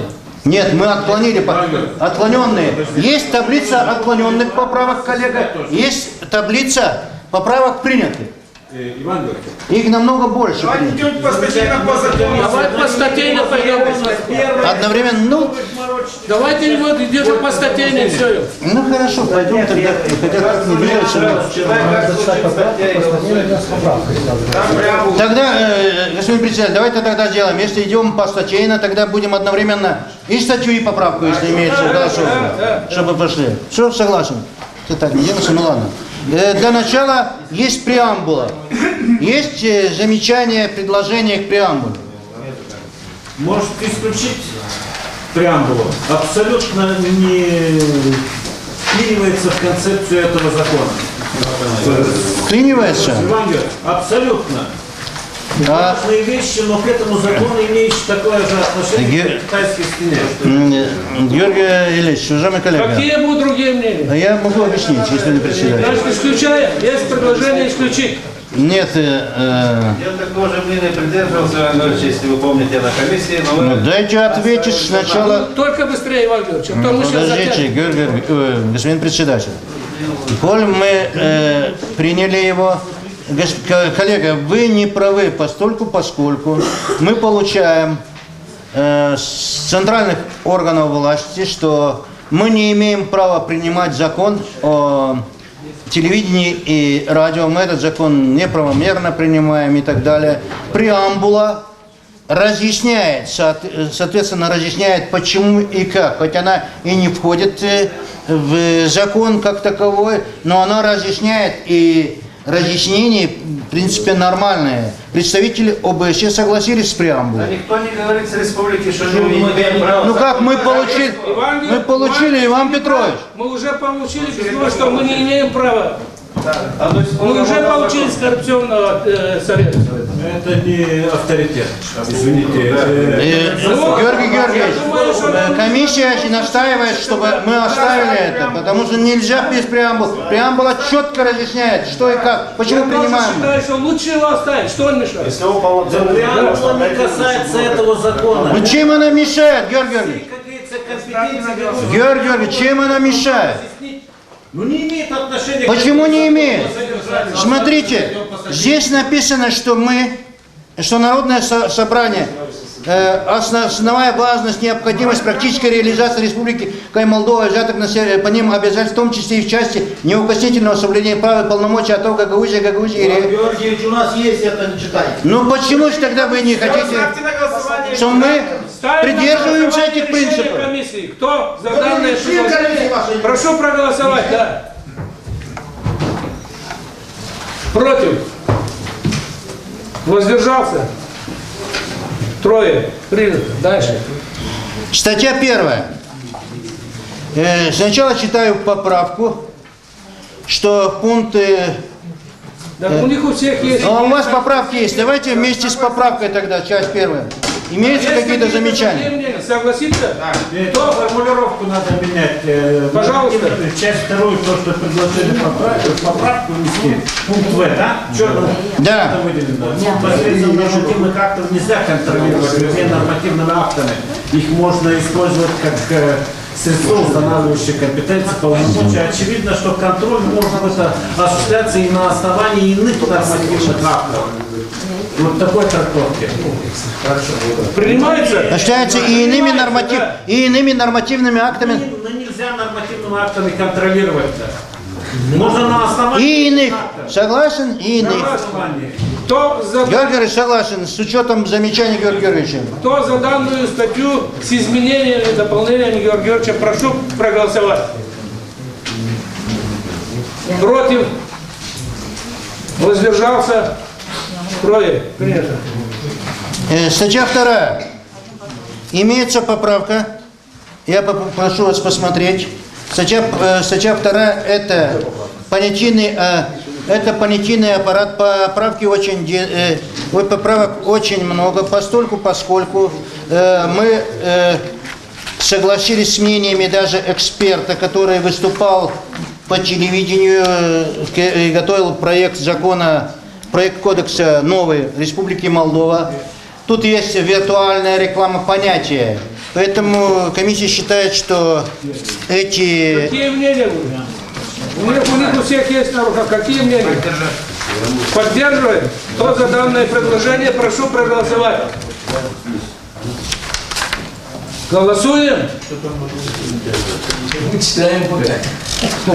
Кто против? Кто против? Считайте мы. Кто против? Кто против мы? Кто против? Поднимите. Раз. Кто? А что против? Вы говорите, кто за? Кто воздержался? Кто воздержался? Нету Кто воздержался? 18 Дмитрий Георгиевич, никто не пропускает, или поднимают руки, или не кто за тогда? Поднимает, я считаю. Давайте кто за тогда? Смотрим, вы говорите, поднимайте руки. Продолжайте вопрос. 19. 19. Дальше. Статья 3. А? Дальше я уже сказал. Статья 3. Трое против, они еще В статье 3 тоже имеется, уважаемые коллеги, в статье 3 тоже имеется замечание, принято и таблица поправок, она принята. Прошу вместе с учетом принятых поправок проголосовать статью 3. Вы нашли все или еще никто? Добавляются и технические лицензии там. Есть какие-то дополнения? Нет, поддерживает. Кто за данное предложение, прошу проголосовать. Считайте. Нет, вот сейчас поднимаем, пускай Кто против? Раз, два. Кто воздержался? Один. Проходит. Статья 4. Прошу проголосовать вместе с поправками. Тоже есть таблица поправок, принятых постоянной комиссией. прошу проголосовать с учетом поправок. Есть какие-то другие мнения? Кто за, прошу проголосовать. Против? Воздержались? 4. Принято. Статья 5. Нет ни поправок, ничего. Прошу поставить на голосование. Кто за статью 5, прошу проголосовать. Кто против? Воздержался? 3. Проходит. Статья 6. Социально-политическое равновесие и плюрализм. Имеется поправка принята. Прошу проголосовать вместе с поправкой. Статью 6 прошу проголосовать. Против? Воздержался? 2. 3. Дальше. Статья 7. Издательская независимость и свобода. Нет поправок. Прошу поставить на голосование. Кто за данную статью 7, прошу проголосовать. Против? Воздержался? 3 воздержался, 1 против. Статья 8. Имеется поправка, принятая комиссией. Прошу проголосовать вместе с поправкой. Кто за данную статью, прошу проголосовать. Против? Воздержался? Принято. Филологического характера есть недоработки в этой статье, наверное. Это при оформлении запятых, там эти... Еще что много вышло исправлено. Не переживайте. Коллега, ну не надо иронизировать. Статья 9. Права потребителей. Замечаний не было. Прошу проголосовать. До 21 статьи нет замечаний. Кто за данную статью, прошу проголосовать. Против? Воздержался? Принято. Статья 10. Защита языкового и национально-культурного достояния. Замечаний нет. Прошу принять. Кто за данную статью, прошу проголосовать. Против? Воздержался? Принято. Статья 11. Доступ потребителя программ к важным событиям. Замечаний нет. Прошу проголосовать в редакторской комиссии. Кто за данную статью, прошу проголосовать. Против? Воздержался? Принято. Статья 12. Замечаний нет. Прошу поставить на голосование. Кто за данную статью, прошу проголосовать. Против? Воздержался? Принято. Статья 13. Замечаний нет. Прошу поставить на голосование. Защита журналистов. Кто за? Против? Воздержался? Принято. Статья 14. Право на реплику, поправку и иные подобные способы исправления. Замечаний нет. Прошу поставить на голосование. Кто за? Против? Воздержался? Принято. Статья 15. Обнародование объявлений о введении чрезвычайного положения. Замечаний нет. Прошу поставить на голосование. Кто за? Против? Воздержался? Принято. Статья 16. Соблюдение авторских и смежных прав. Замечаний нет. Прошу поставить на голосование. Кто за? Против? Воздержался? Принято. Прошу поставить в целом главу на голосование. Первую, вторую сразу. Голосуем тогда главу. За главу первую. Первую, вторую. Вместе. Первую, вторую. Кто за? Против? Воздержался? Принято. Глава 3. Реклама, телеторговля и спонсорство.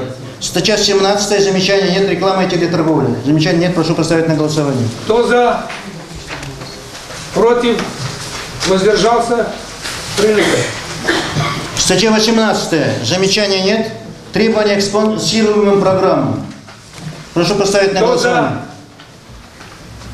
Против? Воздержался? Принято. Статья 19. Условия размещения рекламных клипов и телемагазина. Замечаний нет. Прошу поставить на голосование. Кто за? Против? Воздержался? Принято. Статья 20. Объем рекламы и телеторговли. Замечаний нет. Прошу поставить на голосование. Кто за? Против? Воздержался? Принято. Прошу проголосовать в целом за главу 3. Голосуем за главу 3. Кто за? Против? Воздержался? Принято. Глава 5 по 4 лицензии. Статья 21 имеется замечание в таблице поправок. Есть предложение. Пожалуйста. Исключить словосочетание «за исключением рекламы». В части 2 статьи 21. Секундочку. Частная вещательная организация, имеющая лицензию за исключением рекламы? Да. Словосочетание... Обоснуйте, пожалуйста. Первое, технически это невозможно будет в кабельных сетях убирать рекламу как-то. Технически невозможно будет это делать. Что-нибудь запикивать или что-то. Да, как они уж это сделают? Технически невозможно. Соглашаемся? Да. Кто за данную статью с изменениями? Я не знаю. Если вы настаиваете, я не специалист в этой области. В комиссии мы говорили, если нет, я согласен. Специалисты что говорят? Я бы хотел послушать специалиста, тут есть. Дмитрий Михайлович, вот вы как специалист в этой области, предлагается в статье 21, читаю, частные вещательные организации, имеющие лицензии на телевещание или ретрансляцию, обязаны ретранслировать программный комплекс общественной вещательной компании ГРТ. Мы четко сказали, что убираем в первом чтении, еще как если нету там уже. И у нас записано, за исключением рекламы, предлагается исключить вот это словосочетание, за исключением рекламы. Вы специалист, так пойдет? Или можно ли исключить? Я не специалист в этой области, сразу говорю. Все, кто зарегистрирован в ТО Гагаузии, обязаны транслировать весь программный комплекс. Исключаем, поддерживаем договор. И одно слово еще бесплатно. Бесплатно, да. Бесплатно. Бесплатно, да. Добавить слово бесплатно. Значит, исключаем слово за исключением рекламы, добавлением слова бесплатно. Кто за данную статью с изменением, дополнением, прошу проголосовать. Против? Воздержался? Принято. Так, статья 22. Разрешение на доставку сигнала программного комплекса. Не, я название только читаю. Было замечание, исполкома мы согласились, прошу вместе с поправками проголосовать. Кто за? Я только название читаю. Против? Воздержался? Принято. Статья 23. Условия доставки сигнала программных комплексов. Замечания нет, прошу проголосовать. Кто за? Против? Воздержался? Принято. Прошу проголосовать за главу 4. За главу 4 голосуем. Кто за? Против? Воздержался? Принято. Глава 5. Контроль и санкции. Статья 24. Имеются замечания осуществления мониторинга и контроля. Я прошу проголосовать. Поставить на голосование. Кто за? Вместе с замечаниями. С таблицей поправок. Против? Воздержался? Принято. Статья 25. Санкции. Прошу проголосовать. Замечаний нет.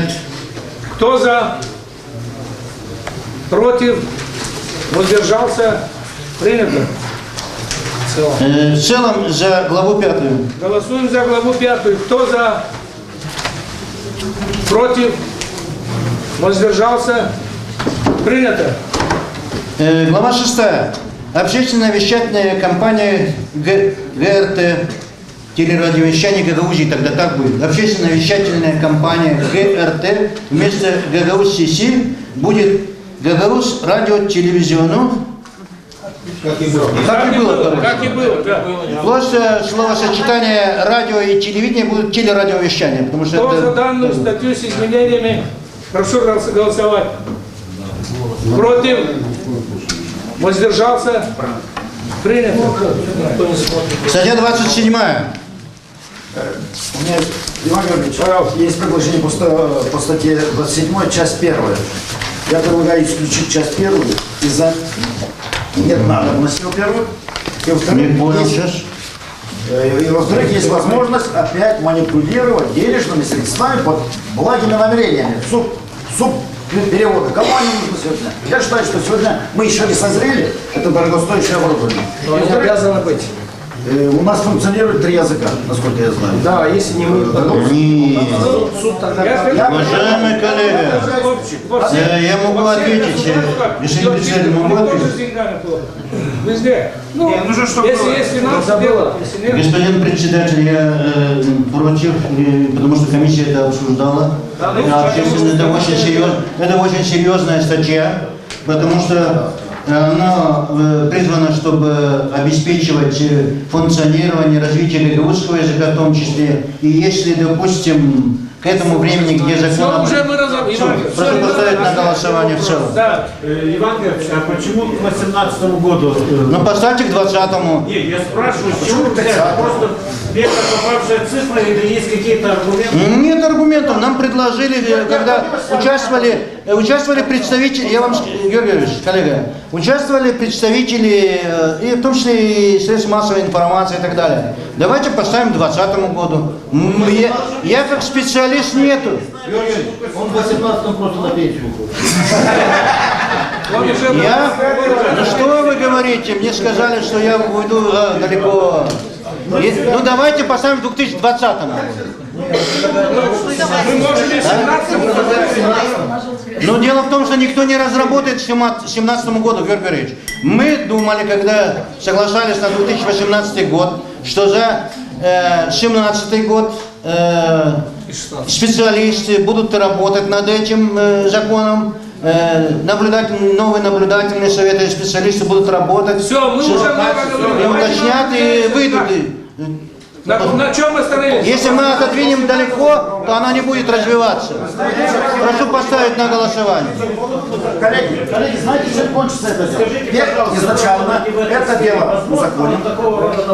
Они воплотят телевидение учей. Потом потихонечку это дело отойдет. И под этим предлогом деньги рекой потекут в другую сторону. Да не потекут, ребята. Ну невозможно это. Слышите, сегодня отчет показал, что могут. Коллега, я понимаю. Наши чиновники могут все. Даже против течения плыть. А вы говорите, что не... Нет, я понимаю, что река даже вспять может поплыть. Но если мы так будем думать... 2020 поставьте, есть такая программа в России. Все, ставим на голосование. В редакции комиссии, пожалуйста. Да, в редакции комиссии. Кто за? Прошу проголосовать. 20 сегодня. Мне кажется, не хватило голосования. Правильно, не хватило, потому что хорошее предложение. Значит, идем 20-20. Идем по этому. Ну давайте другой редакции проголосовать. Это очень важно. Другой, давай, все, к 20. Да, в партии есть такая программа. Голосуем, да, за... Мы по-другому гагаузский язык не сможем развивать. Голосуем, коллеги. Что не голосуешь? Голосуем. К 20 году. А 18 нельзя, чтобы... Ну нет, говорят, поставь к 20-му, раз не прошел к 20-му. Давай голосуйте. Голосуем, кто за? Против? Воздержался? Воздержался? Прочитайте, что вы говорите. Раз. Коллеги, нужно 17 голосований, 18. Раз, два, три, четыре, пять, Нужно 17 голосований, 18. 17 голосований, 18. ставим еще раз камеру, будет читать Георгий будет читать. Кто за? Прошу поднять руки все. Только что не голосовал, уже голосует. Поднимите руку. Он голосовал. Только что он не голосовал. Что? Вы? Я голосовал. Не голосовали вы только что? Ваша школа. Тем более, есть заключение исполкома. Вы не прислушиваетесь к голосу. Спасибо. Господин председатель, есть заключение исполкома. Нам доложили, а вы не прислушались к этому голосу. Исполком, мы с ними... А исполком для нас не указ. Нет, исполком... Да не исполкомом. Мы не сможем развивать. Если мы не поставим, мы не сможем вообще развивать. У нас вообще тогда гагаузский язык и культура не должна развиваться, что ли? Ну а почему вы говорите так? К 20 году, я думаю, что это сделаем. Петр Иванович, нас неправильно поймут гагаузцы. Никто о гагаузском языке вопрос даже не ставит. Во всех государствах, только что мы... Как только заживем, как Сингапур или Гонконг, вот тогда надо тогда и дыхать начать, что ли? Петр Иванович, мы автономию создали для этого вроде. Народ без языка и культуры это не народ. Поэтому надо развивать его. Надо титры и так далее. Все что угодно, мультфильмы. На гагаузском. Детей воспитывать надо на гагаузском языке. Пожалуйста, Георгий. У нас нет заключения авторитетного. То, что исполком дал заключение, я тоже полагаю, это примерно такого рода, с чего вы взяли 18, не 17, 16. Ну, 20-му пошли. Послушайте меня. То, что вы ставите вопрос принципиально, даже сомнений нету ни у кого. Все понимают, что необходимо развивать язык. Не просто сохранять и развивать, а телевидение это самое удобное, как говорится, средство для его развития. Но мы не аргументированно подходим сейчас не научно, мы не знаем, каким потенциалом обладаем, что нет у нас заключения соответствующего. В этой связи предлагаю. Коллеги, мы проголосовали этот вопрос уже. Мы проголосовали. Значит, мы включаем, принципиально оставляем вот этот вопрос, но уже в заключительной части указываем, что этот срок может быть изменен там, или каким-то иным образом, как бы открыть. Согласен с вами. Мы сохраняем его. Георгий Георгиевич, я же сразу предложил, что вот эта комиссия будет работать, и сама выйдет уже с предложением его изменять. Я же об этом говорил же. Иван Георгиевич, ну хватит уже, все, дальше. Идемте дальше.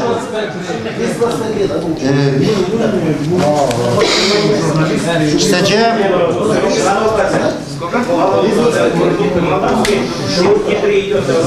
28. Издательская и творческая независимость. Замечания и дополнения нет. Я прошу поставить на голосование. Кто за данную статью, прошу проголосовать. 28. Кто против? Воздержался? Принято. Статья 29. Реклама, телеторговля и спонсорство. Прошу поставить на голосование. Замечаний нет. Кто за данную статью, прошу проголосовать. Против? Воздержался? Принято. Какая статья? Статья 30. Предмет деятельности компании. Замечаний нет. Прошу поставить на голосование. Кто за? Против? Воздержался? Принято. Статья 31. Руководство компании. Прошу продолжать вместе с таблицей поправок, замечаниями, принятыми комиссией, замечаниями по проблемам. У вас есть таблица поправок. Кто за? Против? Воздержался? Принято. Статья 32. Состав наблюдательного совета. Прошу проголосовать вместе с замечаниями и дополнениями по таблице поправок, принятых в составе. Есть у вас таблицы, господа?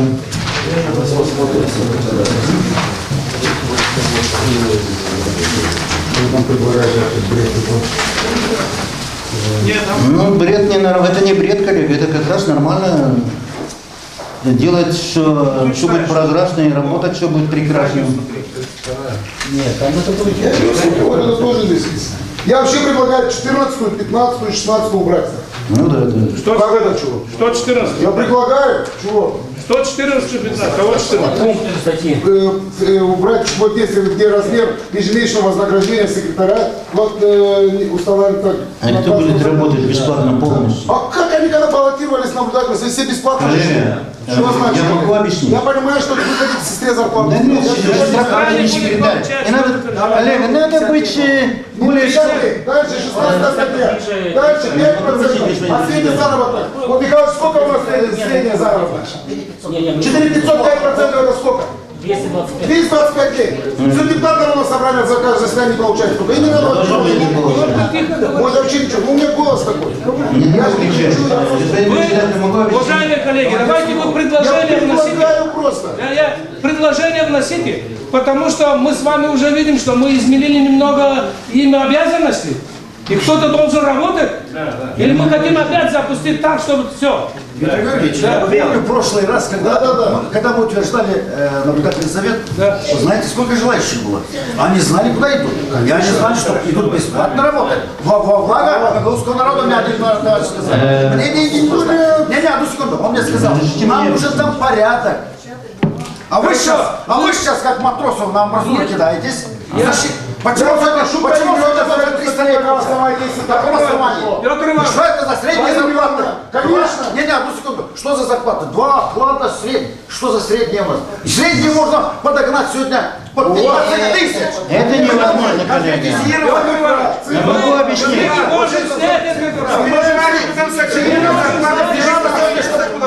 Председатель наблюдательного совета, что получал больше, чем Башкан. Я сейчас отвечу. А когда председатель ГРТ получает больше, чем Башкан, нормально? А это наблюдательный совет. Как будет наблюдательный совет работать так, бесплатно?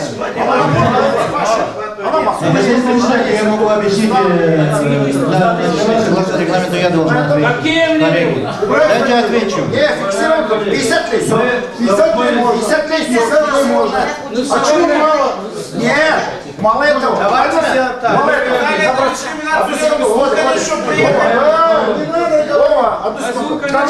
Я объясню сейчас. Да подождите, мэм, ну выступите и дайте другим говорить. Которые попадают в наблюдательный совет. 0. Правильно, ноль. Иногородно? Дорожный, да. Да. Кто приезжает? Дорожный. Даже не 50 лет иногородным. Стольник. 200, да. Мы с вами понимаем. Кабрачанам Бублик. Какие еще? Все, Я могу пояснить. Мы столкнулись с тем, что некачественно, только что все коллеги говорили, некачественно работал Коллега, вы задали вопрос, послушайте, пожалуйста. Столкнулись с тем, что тут многие говорили, что некачественно работал наблюдательный совет. Это подчеркивал и господин Греков. Так что нам мешает сегодня один оклад дать, там, чтобы качественно работали, чтобы человек, он не обязательно будет с Каврата, может он будет где-то с Кавказа. Он должен играться, он должен бросить свои домашние дела, он должен работать. И вы убедитесь, что на этом вы экономия хуже сделаете. Нет, надо дать возможность, чтобы они спокойно протокола составляли. Подождите, я отвечу. Я должен ответить сначала на вопрос. Нет, одна должность только. Мы же предлагаем... Одну должность. Остальные члены тоже могут остаться статьи почему.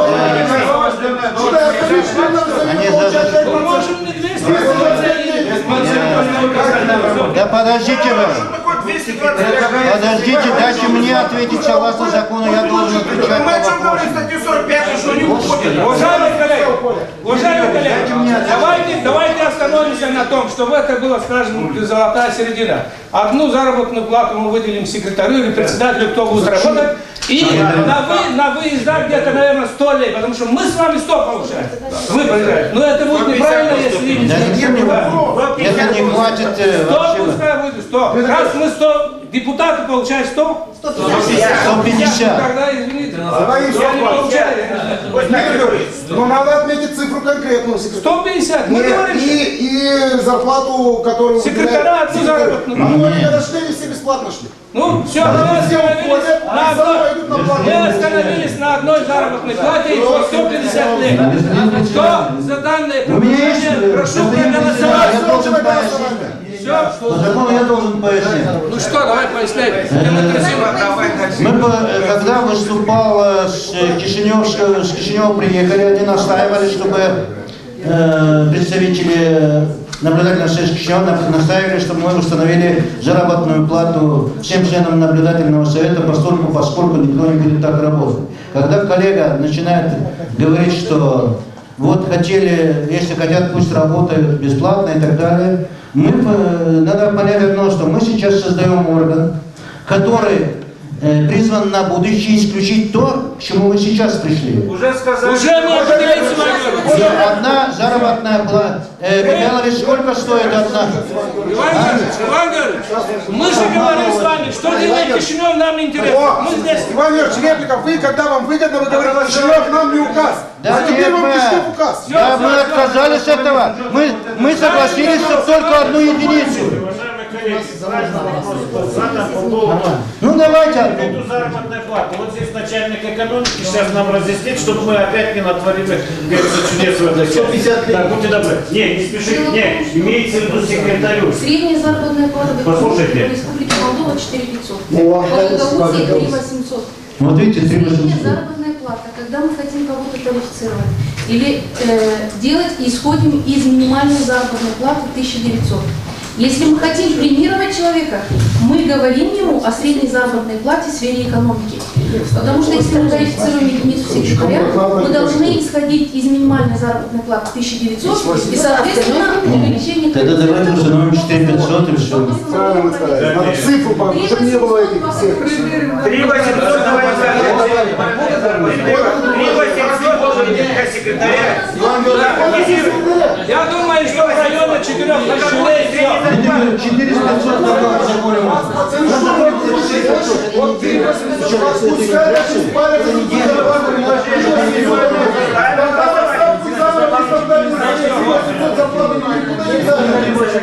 Значит, мы сейчас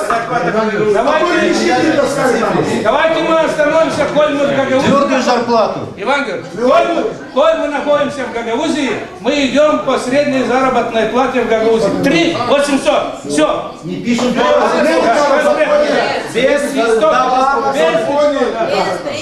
голосуем. Кто за данное предложение? За предыдущий год. Да. Тогда более-менее понятно. Георгий Георгиевич, еще раз как? Формулировка как? Подскажите. 150. Одной средней заработной платы по экономике Гагаузии за предыдущий год. Одной. Все понял. Все, уважаемые коллеги. Все, голосуем. Кто за? Кто против? Воздержался? Принято.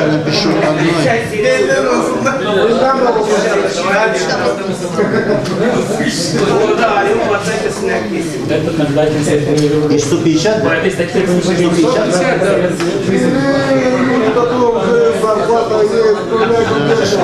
Все понятно?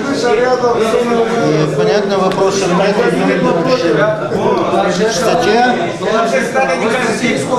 Статья 33, коллеги. Статья 33. Замечаний нет. Требования к должности членов наблюдательного совета и несовместимых должностей. Прошу проголосовать. Время тянем. Уважаемые коллеги, голосуем. Кто за статью 33? Прошу проголосовать. Против? Воздержался? Принято. Статья 34. Имеется таблица поправок. Прошу проголосовать полномочия. Что имеется в виду? Полномочия? Руководство? Какого руководства? Что? Вот наблюдатель совета осуществляет следующие полномочия. По предложению руководства, какого руководства? По предложению текущего исполнителя, давайте формулировку текущего руководства. Совет и компания совершенно разные вещи. Давайте формулировку так сделаем, Георгий Георгиевич. По предложению руководства добавим. Я прошу протокол занести его. Мне неудобно писать. По предложению руководства осуществляющие. Руководство компании. Нет, по предложению руководства компании. Осуществляющие. Текущее управление компанией. У нас как в законе записано, в статье так 31, везде записано так. Текущее управление компанией. То есть у нас сейчас четкая иерархия соподчиненности.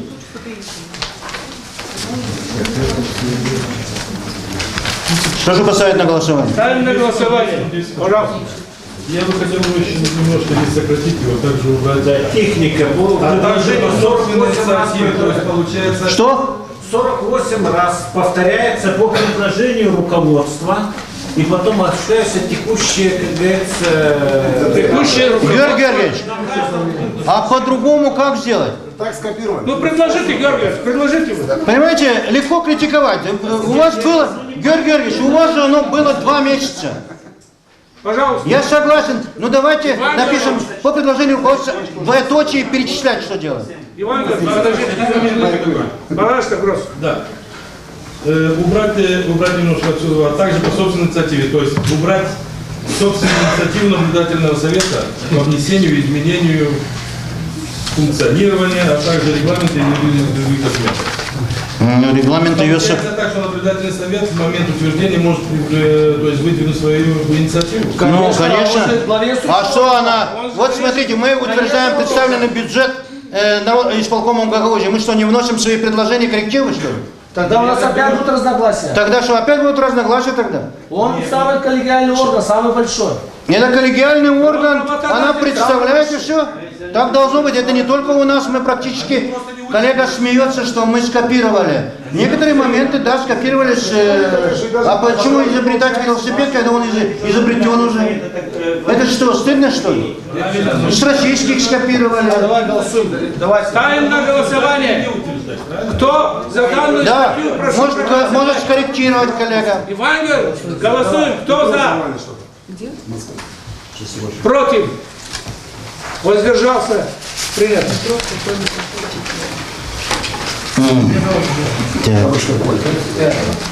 Статья 35. Секундочку. Нет, 35 нету поправок. Статья 35 нету поправок. Голосуем. Кто за данную статью?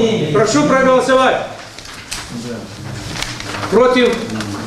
Воздержался? Принято. Статья 36. Обязанности наблюдательного совета. Тоже нет поправок. Прошу проголосовать. Ставим на голосование. Кто за? Против? Воздержался? Принято. Статья 37. Вакансия должности члена наблюдательного совета нету. Кто за данную статью? Прошу проголосовать. Кто за? Против? Воздержался? Принято. Статья 38. Исполнительный директор компании. Нету дополнений и замечаний. Прошу проголосовать. Кто за? Против? Воздержался? Принято. Статья 39. Заместитель исполнительного директора компании, главный редактор телевидения, заместитель главный редактор радио, главный инженер и главный бухгалтер. Их полномочия и так далее. Кто за данную статью, прошу проголосовать. Против? Воздержался? Принято. Статья 40 имеется таблица поправки. Технико-экономические условия. Обратите внимание, что до сих пор в прошлом законе было технические условия разработки закона с учетом мнений представителей финансов. Счетные палаты добавили технико-экономические условия, чтобы было более понятно, потому что технические условия состоят, не всем понятно, что состоят из финансового плана и из технических самих условий. Поэтому технико-экономические более понятно, поэтому название технико-экономические условия. Вместе с... Голосуем. Кто за? Против? Воздержался? Принято. Статья 41. Собственность компании, которой в принципе нет, вместе с добавлениями, вместе с поправками таблицы поправок, прошу поставить на голосование. Есть предложение, часть третью внести коррективы. Общественная счетная компания ВТ владеет, пользуется и распоряжается в полном объеме только принадлежащей ей личной собственностью, полученной в оперативном управлении народного собрания, либо от исполнительного комитета, компания может только пользоваться. И куда вносить что? Ясно. Вот это собственностью полученного оперативного управления может только пользоваться. Это ясно по смыслу, если мы передаем, как говорится. Просто здесь отразить, что имущество, переданное в пользование компании, значит, отчуждению не подлежит. Да. Без тему с вышками и так далее. Без решения, да. А вообще понимание владения и распоряжения это не подразумевает. Коллеги, давайте тише. Нет, распоряжение это одно. Да, он о другом говорит. Да, нам это право пользования. Но он говорит о другом, чтобы они не смогли дальше работать. Все, голосуем с изменением, Георгий Георгиевич. Кто за? Масло кашу не используют. Против? Воздержался? Принято. Юридические. Ну пусть будет. Главное, чтобы было. Статья 42. Ставим на голосование. Кто Бюджет за? компании. Замечания есть вместе с таблицей Кто поправок. за? Против? Воздержался? Принято. Голосуем за главу, В целом за главу шестую. Кто за главу шестую, прошу проголосовать. Против? Воздержался? Принято. Глава 7. Частные вещательные организации. Статья 43. Создание и функционирование частных вещательных организаций. Прошу поставить на голосование. У нас нет замечаний, предложений нет. Кто за? Против? Воздержался? Принято. В целом за главу? Голосуем за главу 7. Кто за? Против? Воздержался? Принято. Заключительные переходные положения, глава 8, статья 44, регламентирует, что закон вступает в силу с дня опубликования. Кто за? Там изменения нужно внести, Иван Георгиевич. Пожалуйста. Вот все, все. Нет, мы это приняли в первом чтении, что убираем сразу. Это по тексту, да. Это по тексту везде подлежат изменениям. За статью 44 прошу проголосовать. Против? Воздержался? Принято. Я прошу обратить внимание, статья 45, переходные положения. У кого были какие вопросы? Часть первая. Потому что мы спорили. Да, часть первая о том, что у наблюдательного совета сохраняются полномочия, значит, они некорректны. Вот это. Коль мы говорим о принятии нового закона, по сути дела, коллега, значит, новой компании. Другой вопрос. Давайте я изложу свою мысль, и мы вместе с вами сформулируем. Сейчас я предложу как. Другой вопрос, что компания не может остаться в этот период без какого-либо управленческого органа. Это совершенно очевидно. Следовательно, мы можем установить переходный период, что полномочия компании сохраняются на, прошу прощения, наблюдательного совета сохраняются на определенный период времени, поручаем наблюдательному совету, допустим, организовать сейчас выборы, конкурсы, значит, руководителя компании, главных редакторов, что там. И далее уже определяем для себя, для народного собрания срок, поручаем президиуму, чтобы организовали конкурс, а народное собрание коллеги, я предлагаю, спасибо, коллега, я предлагаю, что после слова здесь и обязаны предусмотрены настоящим законом поставить запятую и дописать на период осуществления процедур, предусмотренных пунктом 2 части 1 настоящей статьи. То есть на период вот это проведения изменения структур, избрания конкурса и так далее, как только проведутся эти процедуры, наблюдательный совет автоматически теряет все свои полномочия, и мы проводим сроки проведения процедур. А? Сроки проведения процедур. А здесь написано 90 дней здесь написано. Все, она автоматически теряет. Написано в течение 3 месяцев. Давайте установим процедуру. Если нужно, если здесь, допустим, жестко надо установить тогда 3 месяца или 3-месячный срок, или 90 дней. И все, потому что у них автоматом истекут все полномочия. Ну 3 месяца. Давайте 3-месячный срок. Все. Значит, я извиняюсь, но мы же решили основную проблему дать. Сегодня коллектив находится в техническом отпуске. Но это... Счет на 3 месяца. Как вы считаете, нужно отменить это решение? А мы не можем. Значит, хорошо, дальше. Я задаю вопросы. Вы предлагаете, чтобы этот наблюдательный совет выбрал руководителей телерадиокомпании. Но мы только что говорили, и Рома подтвердил о том, что там тоже будет наблюдаться конфликт интересов. Как вы предполагаете, что мы говорим сегодня, что мы заботимся, не хотим оставлять руководителя, этот орган без руководства? Там есть руководитель. Я считаю, что Михаила Петровича это нужно защищать как родину сегодня, чтобы он тоже не написал заявление и не ушел оттуда. Потому что пройдет конкурс, и вы утвердите его, я вас уверяю, что я считаю, что это будет не житель Гагаузии. Если уже говорить о конфликте интересов, Михаил Петрович мой племянник. А вы не член наблюдательного совета? А кто тогда Бургуджи, я извиняюсь?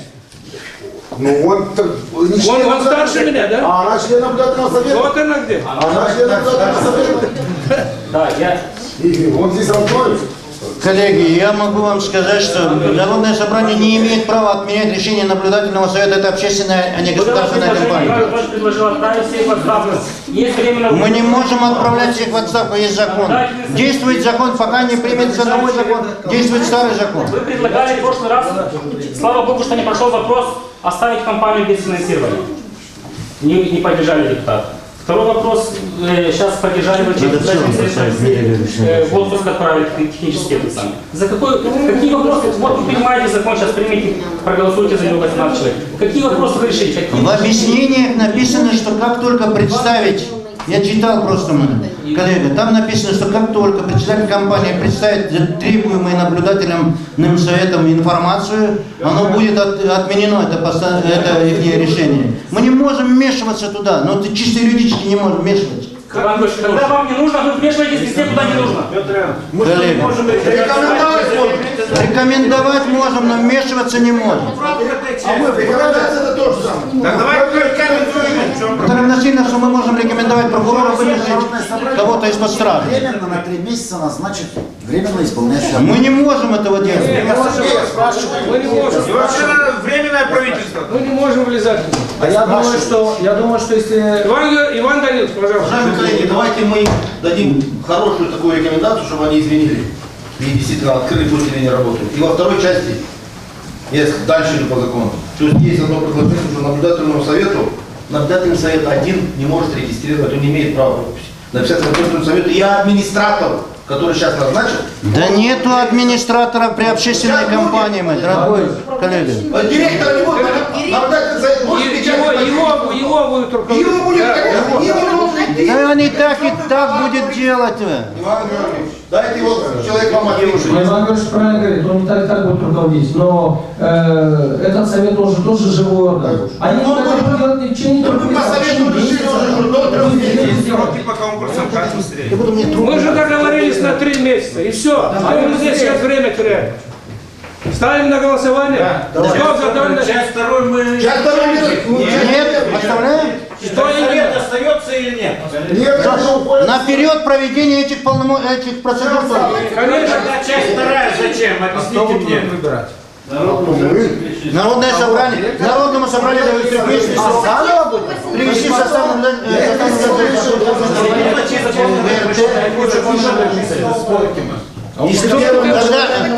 Тогда не привести, а избрать состав наблюдательного совета в соответствии с требованиями статьи 32 настоящего кодекса. Согласен, все. Идем по изменениям Георгия Георгиевича. Голосуем за эту статью. 30 числа время пошло. За первый, за второй пункт. За второй пункт. Читаю второй пункт, как будет. Вторая часть, вернее. Народному собранию Гагаузии 3-месячный срок. Избрать новый состав наблюдательного совета в соответствии с требованиями статьи 32 настоящего закона. Ну там, ну конечно, там же написано здесь. В части 1 написано. Кто за? Против? Воздержался? Принято. Заключительное положение, статья 46. Нет ничего, поэтому прошу проголосовать. Голосуем за статью 46. Кто за данную статью, прошу проголосовать. Кто за? Против? Воздержался? Принято. В целом, пожалуйста, прошу проголосовать. Голосуем за закон в целом. Кто за? Кто против? 3, 4, 5. Кто воздержался? 1. Принято. Спасибо, коллеги. Спасибо огромное. Постановление. Ну, постановление. Где? Сейчас пойдем. Подождите, господа. Да, я не взял постановление. Вот, есть, читай. Это наша комиссия. Илюша, дай постановление у вас на руках роздано, прошу проголосовать. Есть у всех, есть. Голосуем? Да, надо принять. Уважаемые коллеги, голосуем за постановление. Постановление не соответствует сейчас тому, что мы приняли. Ну, дай сюда. Дай. Секундочку. Постановление это? Коллега, спасибо за столь лестную характеристику. Георгий, предложите вы лучше. Трехмесячный срок. Значит, внести коррективы в это постановление с учетом тех изменений, что мы определили в заключительных статьях данного закона. Трехмесячный срок здесь. Президиуму поручить провести конкурс, здесь отразить. Нет, президиум согласно закону не может проводить конкурс. Объявить что? Объявить. Подготовить, Если мы пишем в соответствии с требованиями статьи 32, на автоматом выходит, потому что там прописана процедура. Прямо словами написать, ну ваши эти автоматы. Иван Георгиевич, послушай. Не надо. Иван Георгиевич, послушай. Рекомендовать незамедлительно отменить решение в части, значит, приостановления деятельности компании. Да, за технические там перерывы, бог знает. Мы не можем. Это другим постановлением, Георгий, другим постановлением, не этим постановлением. Да ну в этом нельзя, мы принимаем закон. Мы сразу это все вопросы Георгий, как можем сразу? Мы принимаем этот закон с тем, чтобы те конфликтности, которые возникли на сегодняшний день, каким-то образом, коль мы хотим другим постановлением, почему?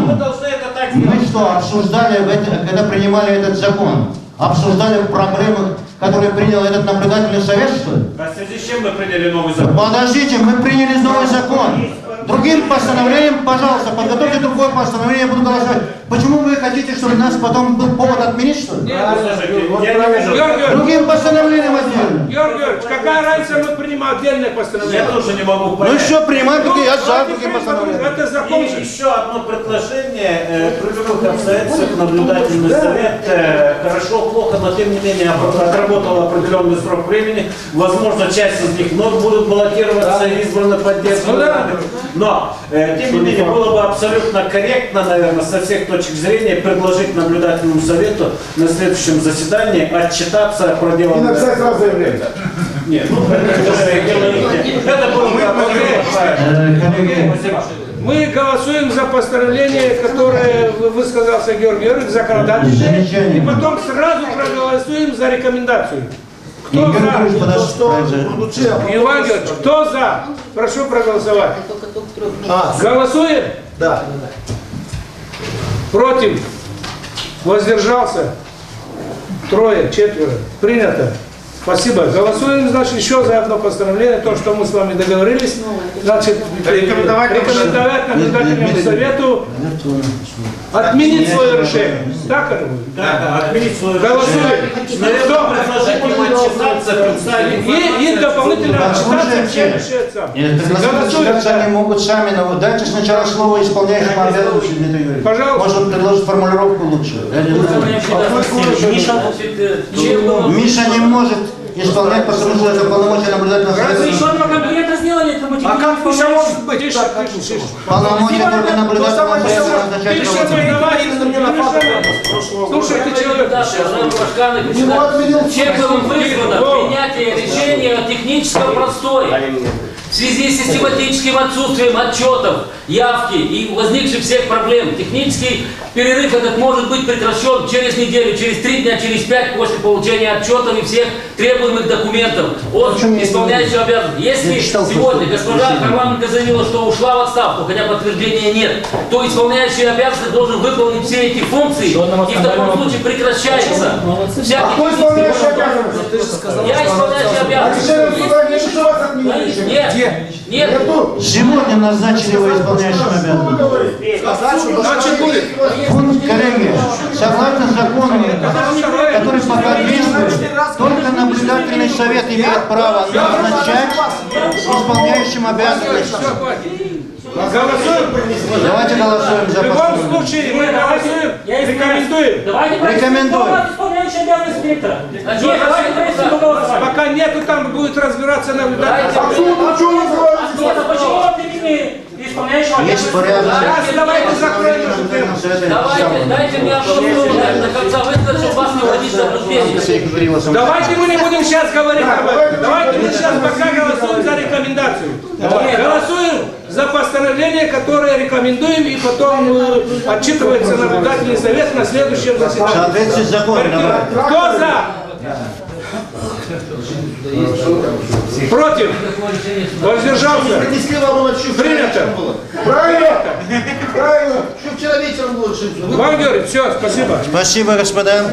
Коллеги, спасибо, что плодотворно работали. Коллега, спасибо за вы меня очень хорошо характеризуете. Я не это хотел сказать. Есть закон по директору. Председатель не может назначать. Тише. Я часто расскажу с батюшкой, он всегда говорит. Значит, директор... Слово по следующему вопросу. Одну секунду. Я часто общаюсь с батюшкой, он всегда говорит, когда ошибаешься и что-то делаешь, я сразу эмоции, понимаете. Может, если где-то не так говорил себя. Это нормально. Нет, ну, у меня там... Камрачане не обиделись.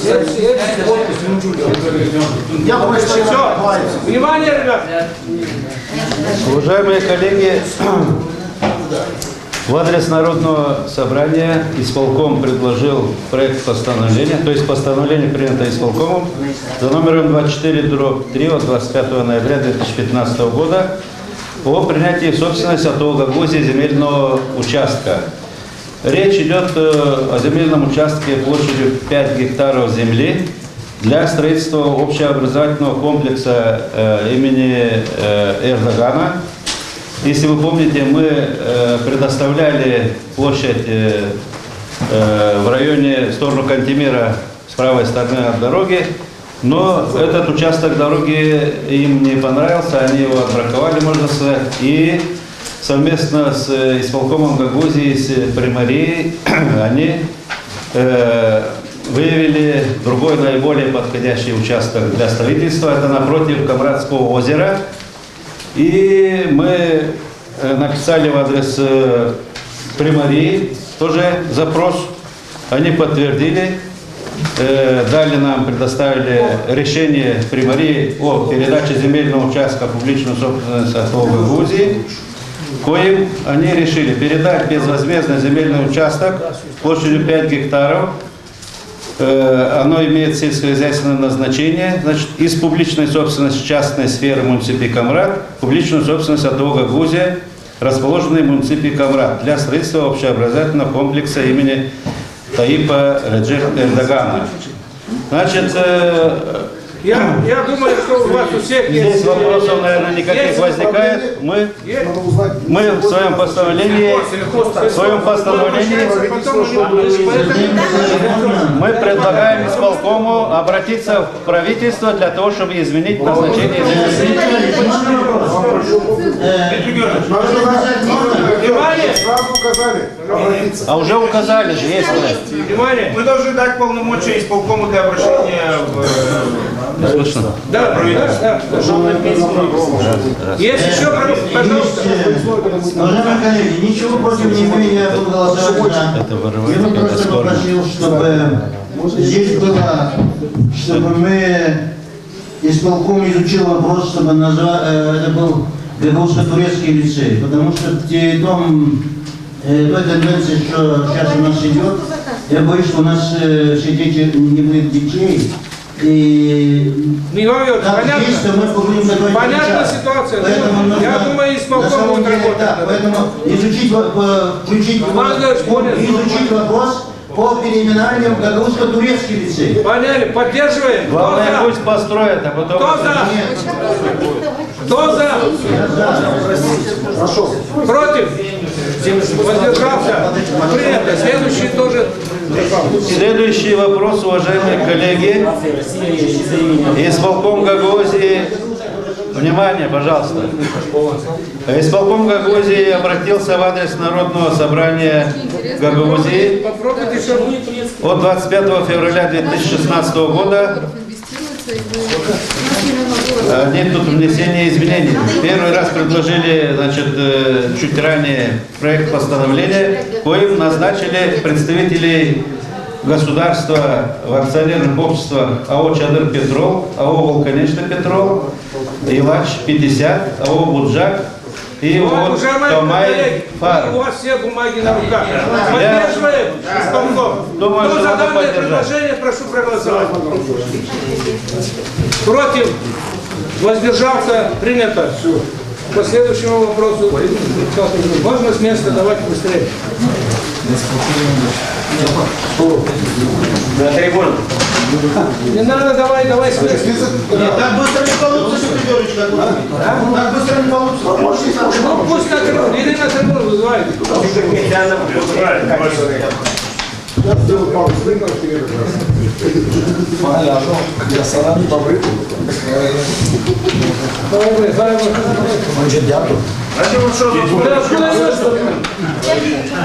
Я не хотел сзади вас проходить. Что вы? Так ты должен был полчаса назад выходить. Уважаемые коллеги, Постоянная комиссия Народного собрания Грузии по делам молодежи, спорта и туризма на своем очередном заседании рассмотрела постановление исполкома о распределении финансовых средств, предусмотренным в нашем бюджете на 2016 год на развитие физической культуры и спорта, популяризации здорового образа жизни жителей Гагаузии и решила сумма в размере 2 250 000 лей, которая направлена на финансирование, региональный бюджет Гагаузии, Огуспорт 900 000 лей, волейбольный клуб Спиранца 80 000 лей, на проведение спортивных мероприятий 280 000 лей, на чемпионат Гагаузии 600 000 лей и на участие в международных соревнованиях наших борцов и других иных спортсменов 190 000 лей. И перераспределить плановые ассигнования, предусмотренные согласно нашему бюджету 200 000 леев. Это исполком попросил нашему, в Татарстан едет наш коллектив, да, Елена Федоровна? В Санкт-Петербург, да. И вот мы просим, мы рассмотрели и приняли такое решение. Сейчас можете обсуждать. На вопрос. Что обсуждать с вами? Пожалуйста. Международное соревнование 190 000 лей. Да. Мы едем под каким флагом? Мы едем под флагом Молдовы. Но я хочу... Молдову, почему мы должны финансировать? Потому что у Молдовы нету денег. Вы как там первый раз вообще не знаете, что Зачем надо было убрать деньги с телевизии? Что мы первый раз их отправляем за границу? Уважаемые коллеги, сегодня у нас чемпионат Европы и Олимпийский цикл. Мы решили, что эти деньги нужны туда. Если вы считаете о футболе, говорите о дивизии Б, вы это имели в виду? Когда я подготовился, я вам хотел бы напомнить вам всем. Вот послушайте. 15 лет я говорю как минимум. Чемпионат дивизии Б, который проводился в Республике Молдова. Послушайте список команд. Камрад, Камгаз, Кирсова, Вулканишка, Этулия, Тамай, Копчак, Кагул, Слободзея, Маре, Тварница, Тараклея, Кортен.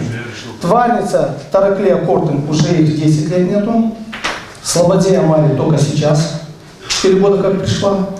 Так вот, было на последние 5 лет тому назад, это был Камрад, Камгаз, Кирсова, Вулканишка, Этулия, Тамай, Копчак и Чадармуга. Скажите, чем это не чемпионат Грузии? Кто сегодня есть в этом? Нет, вот я же вам говорю, это ничего не чемпионат Гагаузии. Уважаемые коллеги, он является классом ниже намного. Уважаемые коллеги, тогда посмотрите. Если мы имеем сегодня Гагаузию, мы должны брать ребят, которые классом выше. Уважаемые коллеги, можно отвечу? Пожалуйста. Уважаемые коллеги, мы об этом уже говорили с вами, если вы хорошо помните. Мы решили с вами, что в Гагаузии играем в чемпионате Гагаузии. Все, кто какой населенный пункт желает, выделяем туда по 60 000. Так мы говорим. Да. И одну команду с вами содержим. Огуспорт, он в Гагаузии. Каком она будет или если будут деньги, пойдем в националку. Но одна команда. У нас нету больше денег. Ни в Б, ни в националке. Сегодня начнем Б давать, выйдет националка. У нас нету этих денег, вы понимаете? Мы поэтому с вами договорились. А этот клуб мы выделяем еще 200 000 лей, чтобы каждая команда с населенных пунктов, кто выделяет только одного игрока, получает 20 000 лей, команда, пожалуйста, играет. Мы должны заинтересовать, система должна быть. Если мы но на наши деньги, у нас нет других денег. Но Кирса выдал 5 игроков, которые играют в Гагаузии. Они дадут сейчас 100 000 лей. Мы должны дать, да, мы согласны, да. И это правильный подход. Это правильный подход, да. Пожалуйста. В отношении волейбольного клуба «Вулканиш». Сегодня они возглавляют играет в национальной лиге, сейчас на первом месте. И было бы неплохо выделить 150 тысяч. Мы там договорились, что вот эти все волейбольные, теннисные, все, их надо от них избавиться, потому что там непонятно. Мы выделяем управлению молодежи и спорта на все остальные игры, где бы они ни были. В Буджаке, в конечно, где бы они ни были. Мы говорим сейчас об общих вещах. У нас нет других денег. Это самый правильный подход. Послушай, Дмитрий Петрович правильно говорит. Вот, смотрите, вот волейбольный клуб «Спиранца», да, мы его знаем. Да. А баскетбольный клуб, клубы по видам борьбы, клубы по велоспорту, развитие плана, мы их вообще не знаем. Поэтому как мы можем выделять наши деньги? А мы приняли решение. Мы в целом аккумулируем эти деньги в Министерстве спорта и коллегиально будем решать. Если там будут оставаться денежные средства, и мы должны помочь нашему волейбольному клубу, конечно, мы должны это сделать. Ну, на первом месте играть. Кто сзади там условия дают, поэтому я сам возьму. Скажите мне, пожалуйста, у нас деньги есть, мы молодцы. Конечно, есть. Скажите мне, пожалуйста, республика, есть компания, вот как у нас Агуспорт, есть Молдова спорт, футбольная команда? Нет, есть сборная Молдовы. Теперь, да. Ну, она что, подожди, сборная Молдовы кто? Да. Сегодня футбол это бизнес, ребята, давайте мы открытым текстом будем говорить. Огуспорт, другой спорт, мы все видим. Все видели, все заметили. Мы говорили с вами, что мы будем... Вы выйдете по селам. У нас футбольных полей нет в некоторых селах, чтобы детки в футбол играли. О чем вы говорите? Какие 900 тысяч? Какие 600? Я считаю, что эти 2 миллиона надо раздать, каждый селок пройти, сделать по одному футбольному полю маленькому. Чтобы в каждом футбольном поле был, ребят. А кто Иван Данилович, каждое поле футбольное, что вы говорите, стоит минимум 600 тысяч. Вот надо делать по одному. Так мы же так и делаем. Иван Данилович, мы делаем поля как можем. Но я хочу, чтобы вы знали, Федерация Молдовы... Почему 900? Послушайте, туда на 900, но там 300 тысяч долгов. Ну а почему не 1 200 000? Послушайте, мы исходим те деньги, которые у нас есть. У нас есть 300 тысяч долгов. Но я хочу, чтобы вы знали, Федерация Молдовы имеет, по-моему, 12 миллионов евро бюджет. И по сути она должна эксплуатировать, но она не дает. И за это чемпионат Б, пусть они оттуда деньги и берут. Выслушайте меня. Когда примар что-то строит, мы его заставляем делать туда поле смету, представить нам, мы ему даем право дальше строить. Сейчас они будут 900, ну, может 1 200 000 на данную спорту. Там такие ребята красивые. Стадион мы уже построим за 4 миллиона. Потом за 90 тысяч взяли скамейки, они, оказывается, евро стили. И это тоже 2 миллиона, ребята, ну что вы? Откуда 2 миллиона? Иван Данилович, откуда? Чисто футбольные. Не надо давать мне спорту, пусть есть бизнесмены, пусть берут. Сегодня у нас нет таких денег, дорогие мои. Но мы очень выделяемся. Иван Данилович, мы можем быть и с акцентом. Иван Данилович, можно я вам добавлю? Значит, тут я вас уверяю, кто эти деньги распределял, вы сами знаете, в комиссии у нас этих денег не было, их не распределяли, бюджетная комиссия вообще это не занималась. Поэтому давайте наводить порядок. Будут деньги, тем более, что на улице посмотрите, что творится. Иван Данилович, послушайте. А Огуспорт, завтра не Огуспорт, будут название поменяем, мы опять будем... Послушайте, мы можем с вами сегодня принять решение и закрыть этот клуб. Но я вам хочу одно сказать. Бессарабка, совет, имеет такой клуб. Наш там не один, там еще 16 команд. Тараклея имеет, Кантемир имеет, Лева имеет, все имеют. У всех финансовая ситуация сложная, поверьте мне. Хуже, чем у нас. Если мы с вами решим, нет вопросов. Давайте ставим на голосование, убираем, объявляем людям, что мы не можем. Но я думаю, что мы будем... Это клуб не Камрадский, что вы знаете. Это клуб Гагаузии. Несомненно, нужно стимулировать развитие спорта, развитие молодежи спорта. Вы нам сегодня предлагаете 2 миллиона 250 распределить. Из этих 2 миллиона 250 1 700 футбол. О каком поддержке мы будем? Мы поддерживаем только один вид спорта. Если все деньги направляем туда, вид спорта. Самые высокие соревнования в мире признаны — это Олимпийские игры. В этом году Олимпийский год. У нас двое ребят-борцов претендуют на завоевание квоты на участие в Олимпийских играх. И вот они выигрывают все, если вы наблюдаете за новостями, они выигрывают первые места. Они на предквотных соревнованиях. Я хочу спросить, 80 тысяч лей на все виды спорта. Мы будем играть в Камрате на стадионе или будем, может включим ГРТ, раз заход принят, и поболеем на Олимпийских играх за наших ребят. На Олимпиаде еще не было такого, чтобы это самое кто-то мог представлять Гагаузию на Олимпиаде. Что работу не сделали? Они сделали, торопимся. они готовятся. Я обращался в управление несколько раз. Ни разу не помогли. Сколько можно ходить по спонсорам? И вам, Илья Семенович, тоже. Что нужно подходить, нужно их отправлять. Или только, это дело только спонсоров. Георгий Ильич, 80 тысяч лей надо. Давайте. Уважаемые коллеги, уважаемые коллеги, у меня на дивизию Б написано. Нет, там неправильно, я же сказал. Там уважаемые коллеги, я еще одно вам хочу добавить. Мы, наверное, с вами забыли, что кроме этого, спортивные школы, лицеи борцы занимаются. Мы уделяем внимание. И сумму могу сказать. Это другие деньги абсолютно. Это просто помощь для всех. Это другие деньги, мы говорим о других вещах. Да, 5 миллионов. Здесь Дюшеса у нас. Закройте, раз вы все время видите. Нет, у нас на борьбу, Георгий Ильич, у нас на борьбу деньги есть. Именно что касается лицея. Но здесь, послушайте, здесь идет речь. У нас девочки играют в волейбол, да тренеру нам 600 дней неоткуда брать, что там человеку заплатить. А вы здесь 900 тысяч даете. Иван Данилович, дайте 300, пусть играет. мы оставляем здесь 280 тысяч. Пусть обращаются ваши люди, мы рассмотрим, отдадим. Пусть обращаются. Не надо обращаться, надо проехать. Вы же представитель комиссии, проедете, потом посмотреть. А они к нам подходили? Да и надо подходить. Ну погодите, но мы же не знаем, где что творится. Какое мнение? Закрываем футбол? Какое мнение? Во-первых, наши дети.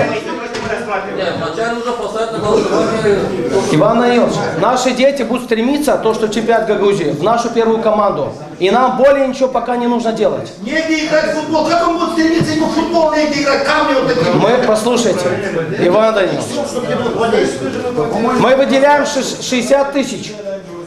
И это мало того, у нас еще есть две команды, которые еще хотят сыграть. Послушаем управление молодежи и спорта. Спасибо, уважаемые коллеги.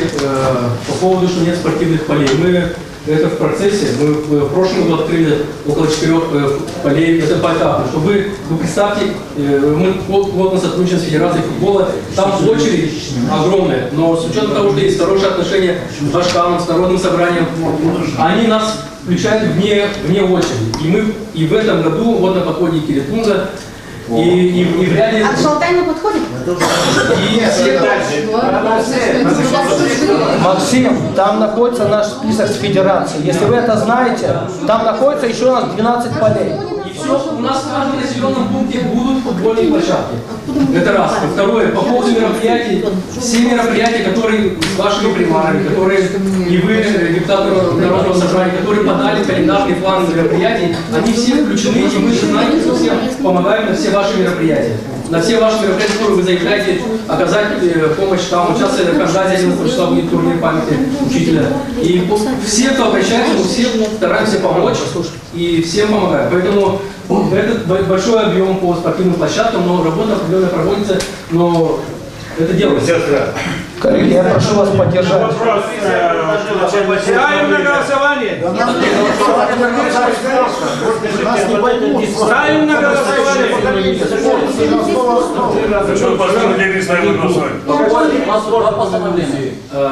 Это не смущает даже и этого. Это не смущает, потому что даже и этого. Это нормально, да? Это нормально.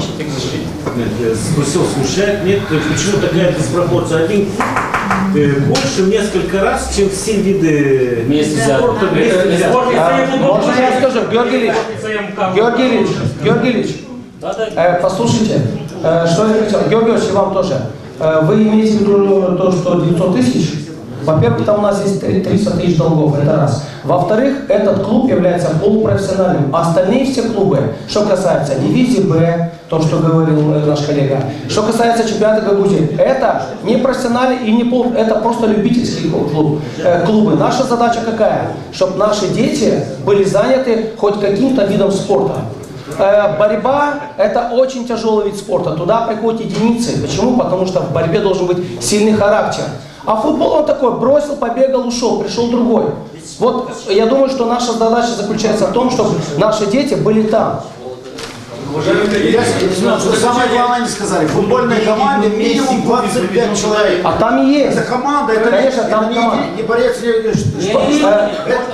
Но туда приходят сельские. Вот сейчас, если придете к нам, со всех населенных пунктов у нас там есть деньги. Дети, они туда стремятся. Вот это задача наша. Создать на базе нашей команды, чтобы у нас было 30 детей, которые могут нас представлять уже в национальной лиге. Да эта команда лицо. Пройдет 3 года, а дальше будем принимать решения. Смотрите, а сколько занято детей в футболе и борьбе? Будет давать деньги.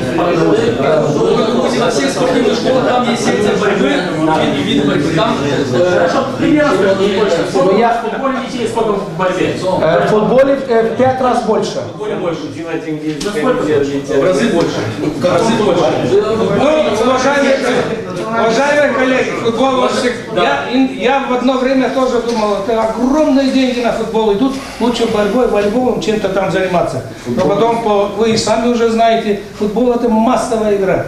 И везде, не только у нас. Кто решается играть, этот день надо выделять. Если мы с вами решим, что нет, ну давайте проголосуем. Но если вы считаете, что футбол более дорогостоящий, то я вам говорю неправильно. Борьба более дорогостоящая. Чтобы отправить спортсмена на турнир, надо минимум $1500. А у нас есть такие ребята. Илья Иванович, приедет это самое Путин в Грузию, вы футболисты, борец уже. Но у нас у борцов мало осталось. А денег у нас больше на борьбу. Нас будет играть в группе. Ну из-за 95 тысяч, чтобы ушли они оттуда. Нет, мы хотим, чтобы Кирсова и Кангас играл в чемпионате Гагаузии. Вот и все. А если Приморья, мы хотим, пусть дадут нам команды, пусть играют. Но если Приморья изъявила желание, чтобы команда еще играла в дивизии Б, пусть за свой счет это делают. Ну вот займут они первое место, или Кирсова первое место на чемпионате Гагаузии. Да.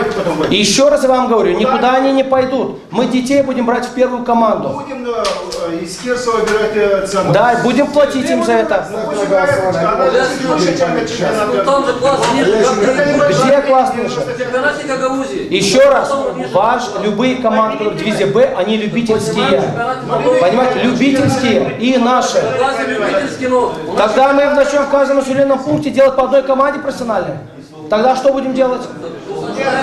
Уважаемые коллеги, давайте ставим на голосование. Мы настроили людей, сказали, все, выделили 190 тысяч на 2 цены на Кирсове, здесь есть постановление, все, вы...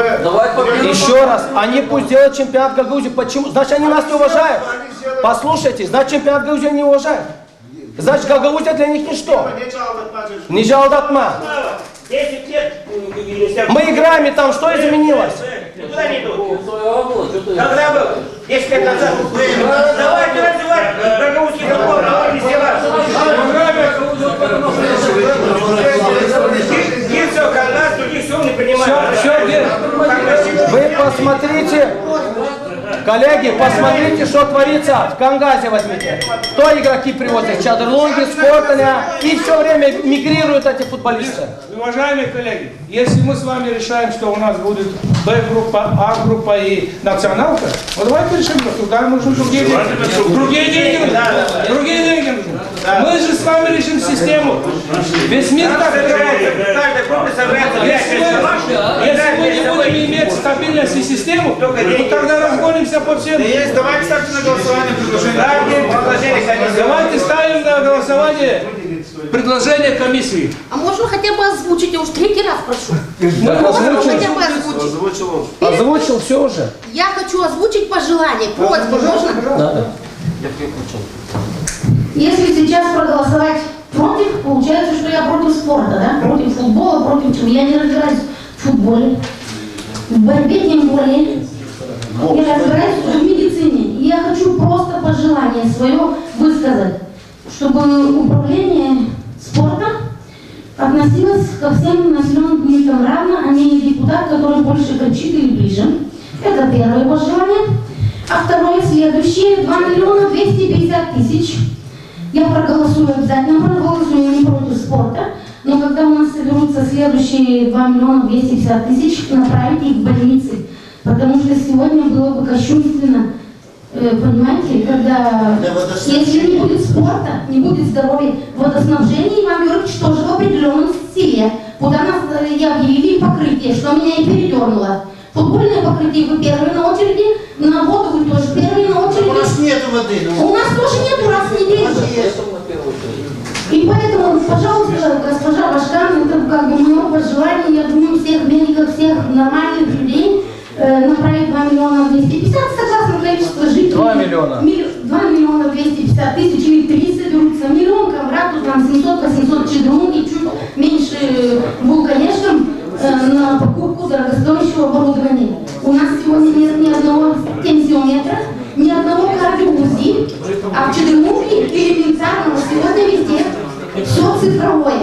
В стране МРТ есть, цифровые рентген-установки. В Чедрунге нет банального гастроскопа, даже не с целью диагностики, а просто остановить кровотечение. Мы можем половину, 50% людей не оперировать, а с помощью этого оборудования остановить кровотечение. Это мое пожелание, я поддерживаю спорт. Спасибо, да. Ну давайте закругляемся. Мы вместе рассматривали этот вопрос и считаем то предложение, которое приглашать, нужно понимать телефон. И что касается спорта, мы считаем, что спорта и в первую очередь прошу поддержать предложение комиссии ввиду того, что чем больше мы отделяем и дробим в эти разные группы Б, А, С, мы уходим от сути. Мы развиваем местный футбол на уровне села, и мы развиваем одну команду, которая будет на уровне республики представлять. А уходить в группы Б, в другие группы, тем, чтобы мы хотели бы увидеть Кангас, Кирса у себя дома, чтобы они сыграли с нашими ребятами. А может они и проиграют. И да, группу Б, потом они уже 10 лет там сидят. Давайте одну группу, если надо, даже увеличим. Да, мы будем видеть, и давайте вместе показывать. А насчет здравоохранения, я считаю, что Наталья Дмитриевна, там достаточно денег выделяется по бюджету.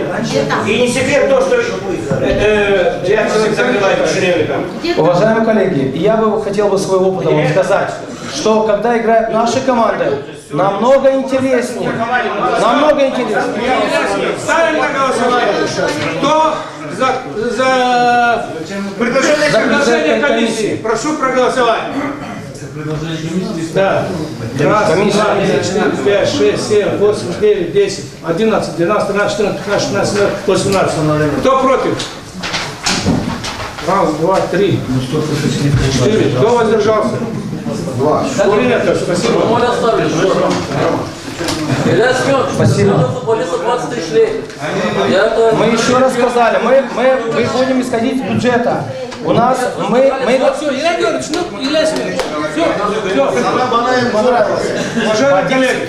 уважаемые коллеги, последующий. Что касается повестки дня следующего вопроса, вы знаете, что у нас образована новая комиссия, и есть у нас депутаты, которые практически не участвуют в комиссии, и имеют желание, у вас бумаги на руках. Я хочу, чтобы вы поддержали этих людей. Комиссия. Есть в руках всех? Чем обосновывается, когда осталось нашему Они тоже должны работать где-то. Они только в комиссиях. Они не в одних комиссиях.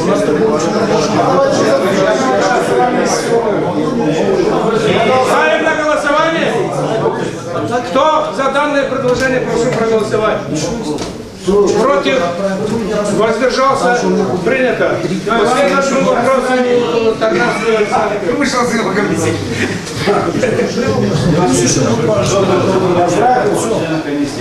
Все, до свидания.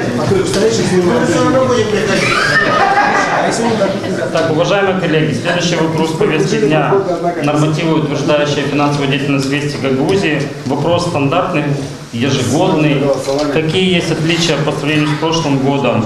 Увеличилась доходная часть в связи с тем, что мы увеличили целевые средства на издание Canon Express, потому что и последние исполкомы сейчас публикуются.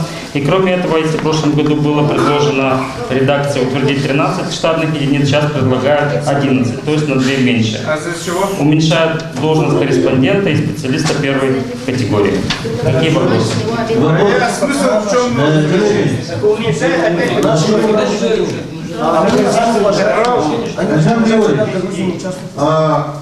Последних ночей я еще не вижу, чтобы что-то участвовал. А я видел в Canon Express. Я видел.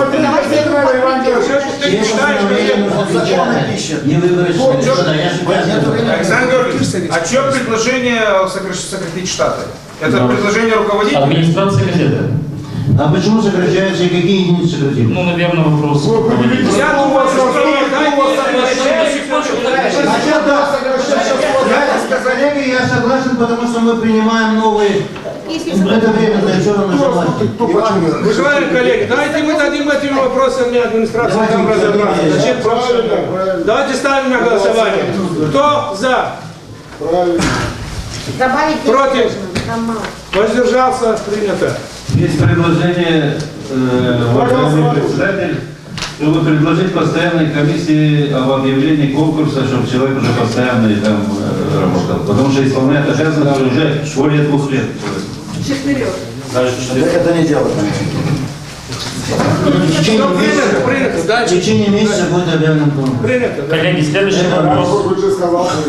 Следующий вопрос распределения тех средств, которые у нас предусмотрены по резервному фонду. В соответствии с законом 10% резервный фонд президиума 239 400 лей и 2 200 000 лей в разрезе избирательных округов согласно численности населения, которое присутствовало при рассмотрении проекта бюджета на этот год, то есть на 1 января 2015 года. Я знаю, что в Котовском было замечание, что уменьшились люди. У меня еще предложение, чтобы сразу... Против?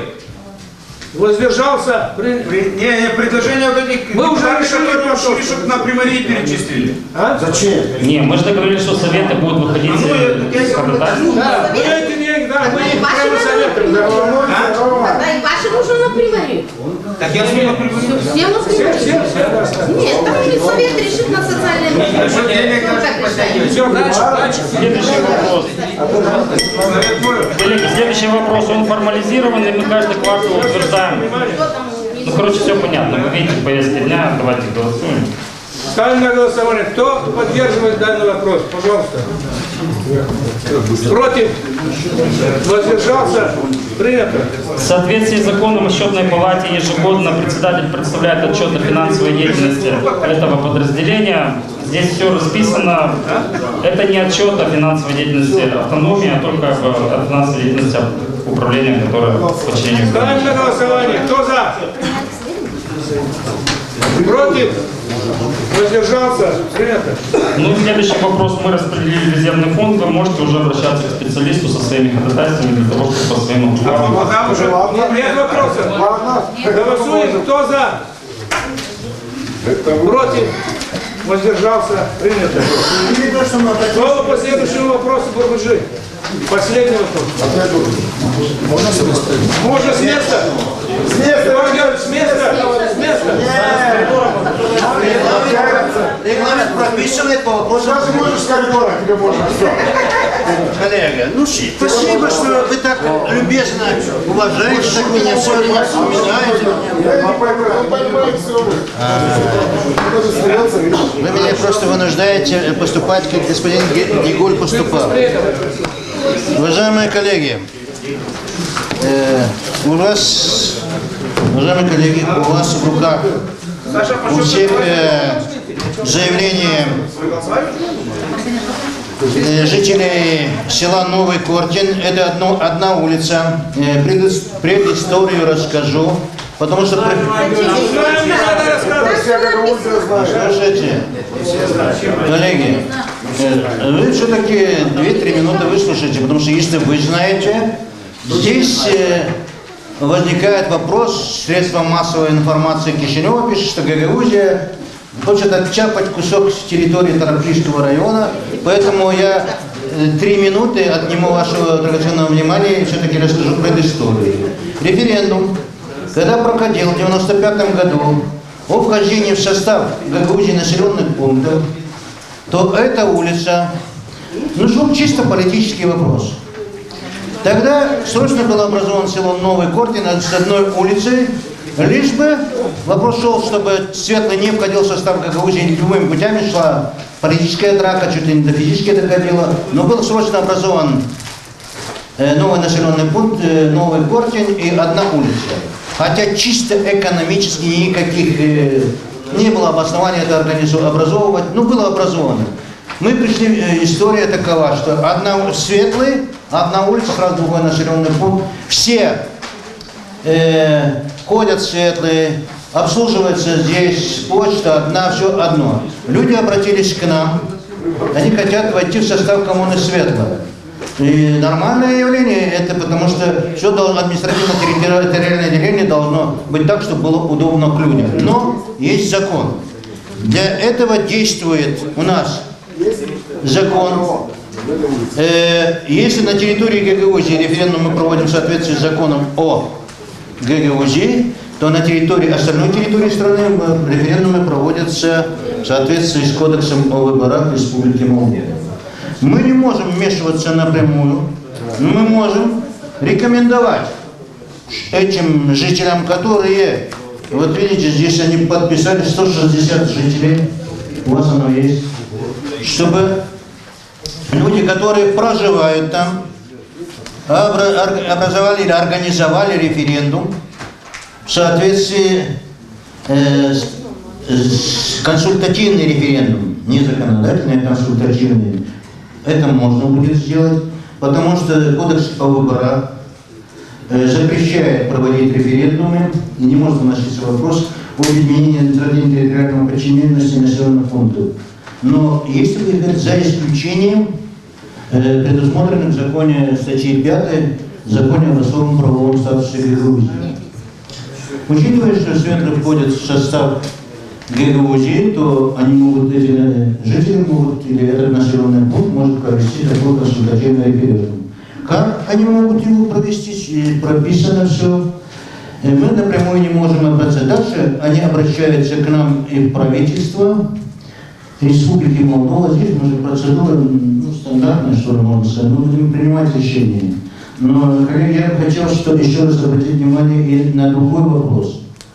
Попутно с этим. Когда внимательно читаем Кодекс выборов Республики Молдова, законодатель почему-то здесь Гагаузию именует не иначе, как административно-территориальное устройство.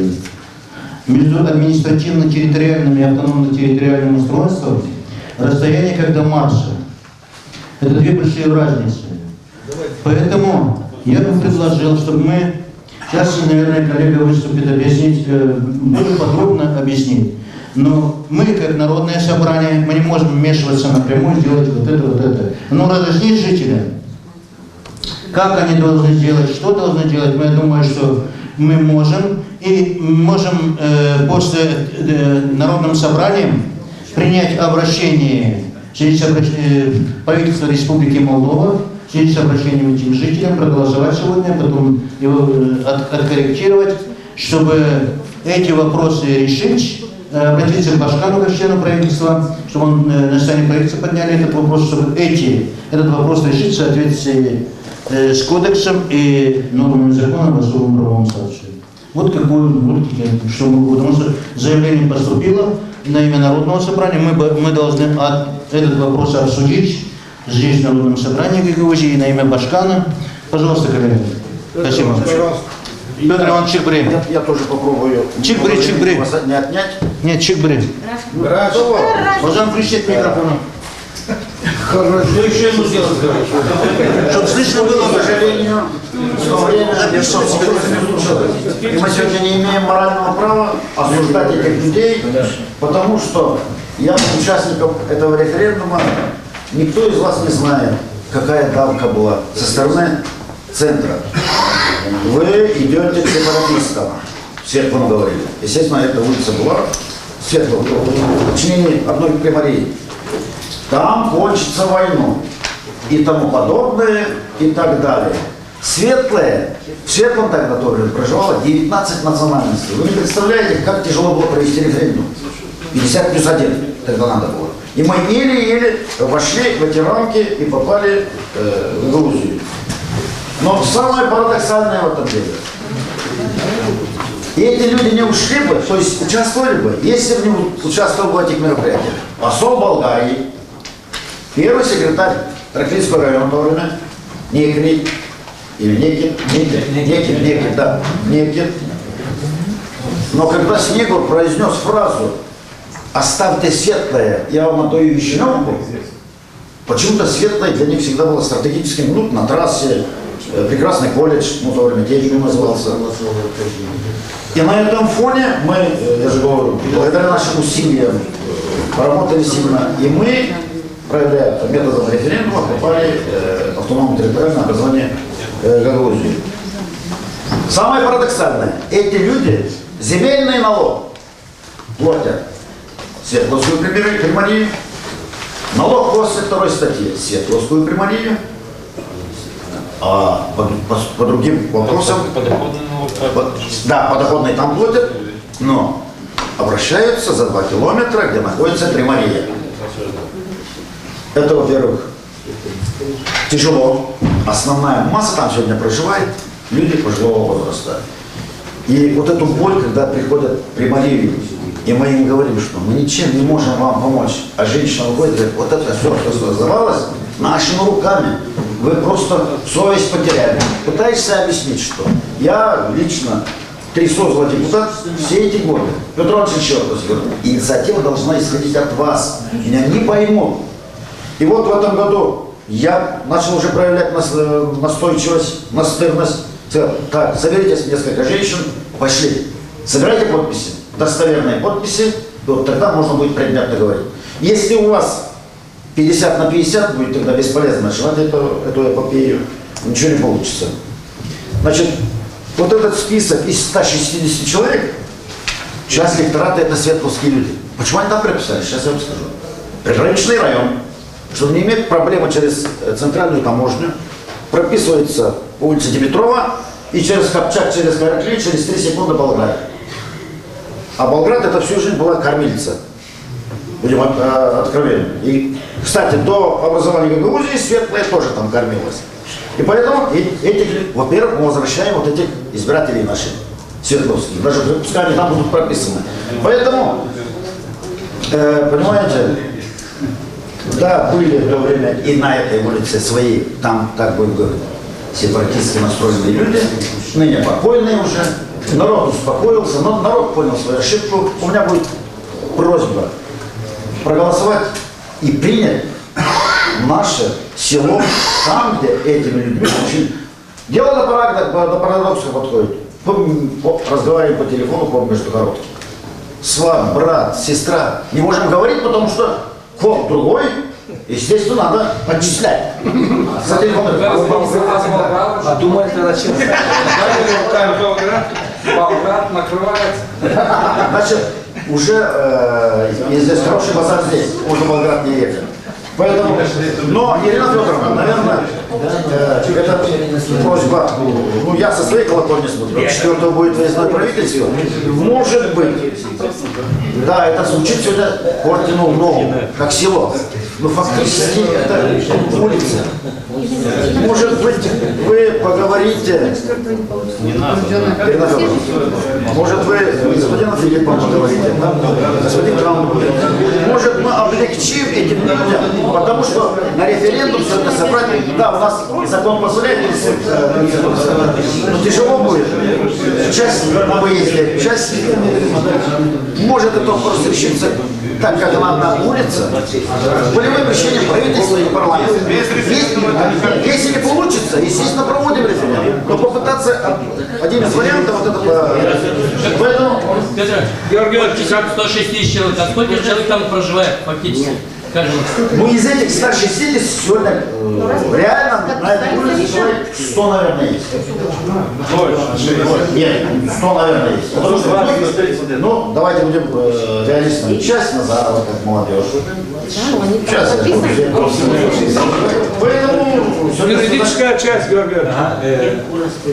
Уважаемые коллеги, не имеет значения, сколько там проживает, важно то, что населенный пункт изъявил желание принять в состав Грузии. Значит, мы излишне пытаемся политизировать этот вопрос. Законодателем четко определен порядок вхождения населенных пунктов Грузии. Это прерогатива правительства, организации референдума. Но в то же время Народное собрание, будучи уполномоченным органом, должно высказать свое отношение к той позиции, которую выказывают вот эти люди, что обратились к нам. Что предлагаю? Вынести постановление кое, значит, обратиться в правительство с целью организации проведения референдума. То же самое разъяснить жителям этого населенного пункта о позиции Грузии, что мы в принципе рады и желаем, ожидаем их, как говорится, в нашей семье. Экономическими, как говорится, факторами. Ничего тут такого политического нет, это ненормально. Вот эта улица, как говорится, относится к другому району. Глупость какая-то. Это в наших полномочиях. Есть еще какие-то предложения? Весь Тараклийский район. Да, я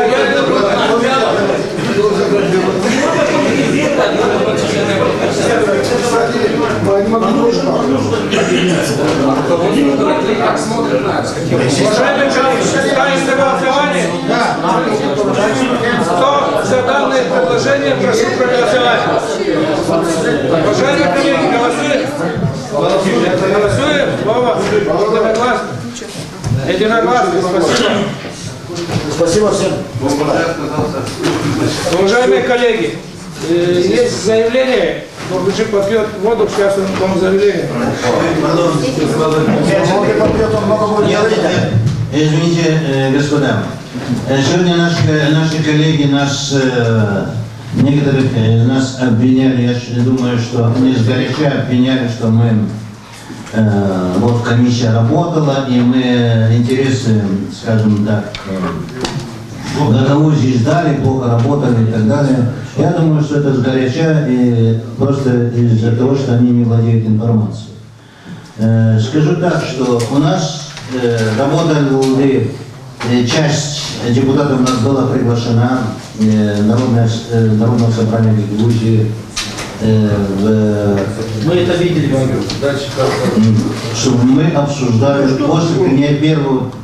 Во-первых, вопрос возник закон о прокуратуре после того, как его приняли в первом чтении. Георгий, вам эта реплика нужна? Дорси слабо Ивановна, наши шарничи. Не бензин наши ерма. Вот у меня сейчас народы. Визите, конушма. Конушерс. Надеюсь, если закон об особом правовом статусе должен брявался. Процедура тебя. Она вообще считаемая. 40 согласованы. А ты себя вообще себя не считаешь. Я тебя кабелетler наши без денег, без конусов наши. Все, кабелетler. Biz çok saçlar bizler oldu, biz şimdi şaltımsına hepsine bakarız. Açan bize yedirirler şimdi yolları var, biz açan bakarız ona değiştirmişler, kendileri hepsini kabul etmişler parlamentte. Şimdi başka türlü, onun için biz şimdi bekleriz. Açan nedir onlar isterdi, nedir? Ну, bizde ликвидироваться прокуратура района, ликвидируется прокуратура района полностью. Сейчас или решение? Это решение или это... Это закон принят парламентом Республики Молдова. А так, когда мы говорили с ними, районы оставались, заместители, мы все как положено в законе. Есть протокол этого? Ну, коллега, я думаю, что сначала нужно... Я думаю, коллега, сначала нужно выслушать, а потом задавать вопрос. Я же не могу одновременно и так, и так.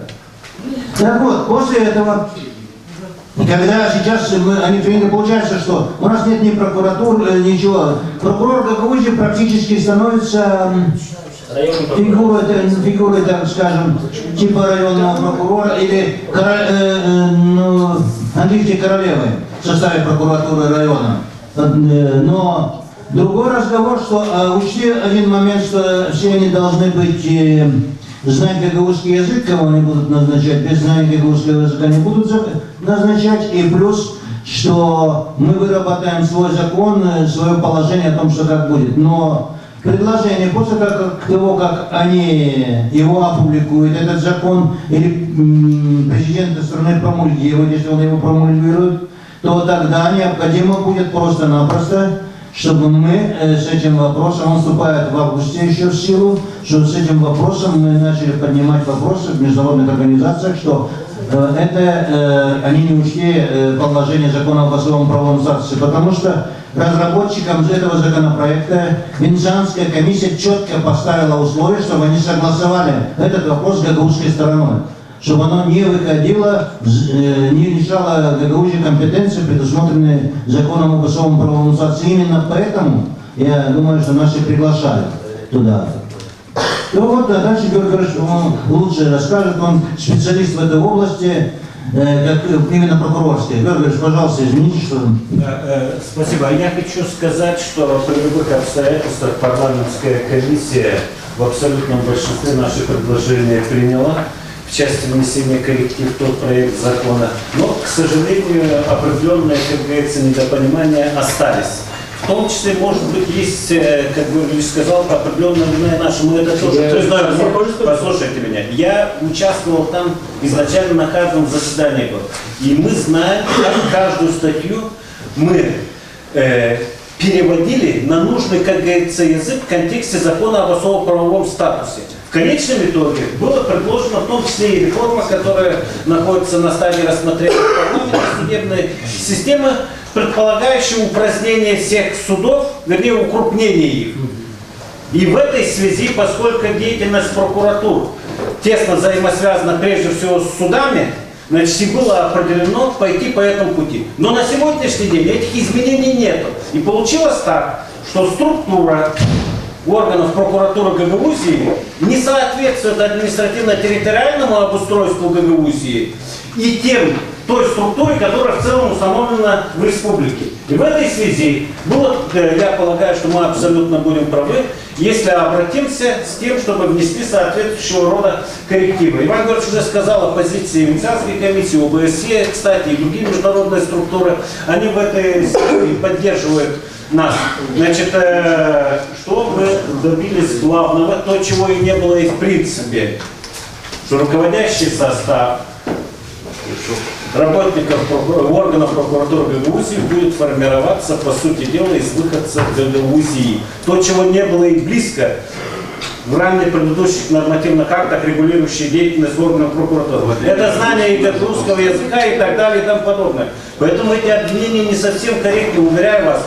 Другой вопрос, я вернусь еще раз изначально. Очевидно, где-то что-то, какие-то недоработки и были. Но мы пошли далеко вперед, укрепив как статус Гагаузии, так и в целом органов прокуратуры, их, в том числе и независимость, в связи с чем и проводится та реформа. Мы параллельно, как говорится, две задачи выполняли.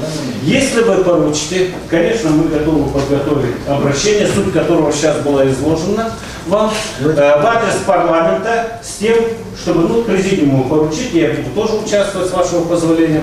Значит, подготовим соответствующего содержания обращения с тем, чтобы учли те замечания, о чем было сказано. Если будут конкретно какие-то дополнения сказанному, только рады будем, как говорится, принять их. Но я думаю, что мы охватили все аспекты, что нужно было для Гагаузии, в том числе даже по вопросам, связанным с заработной платой.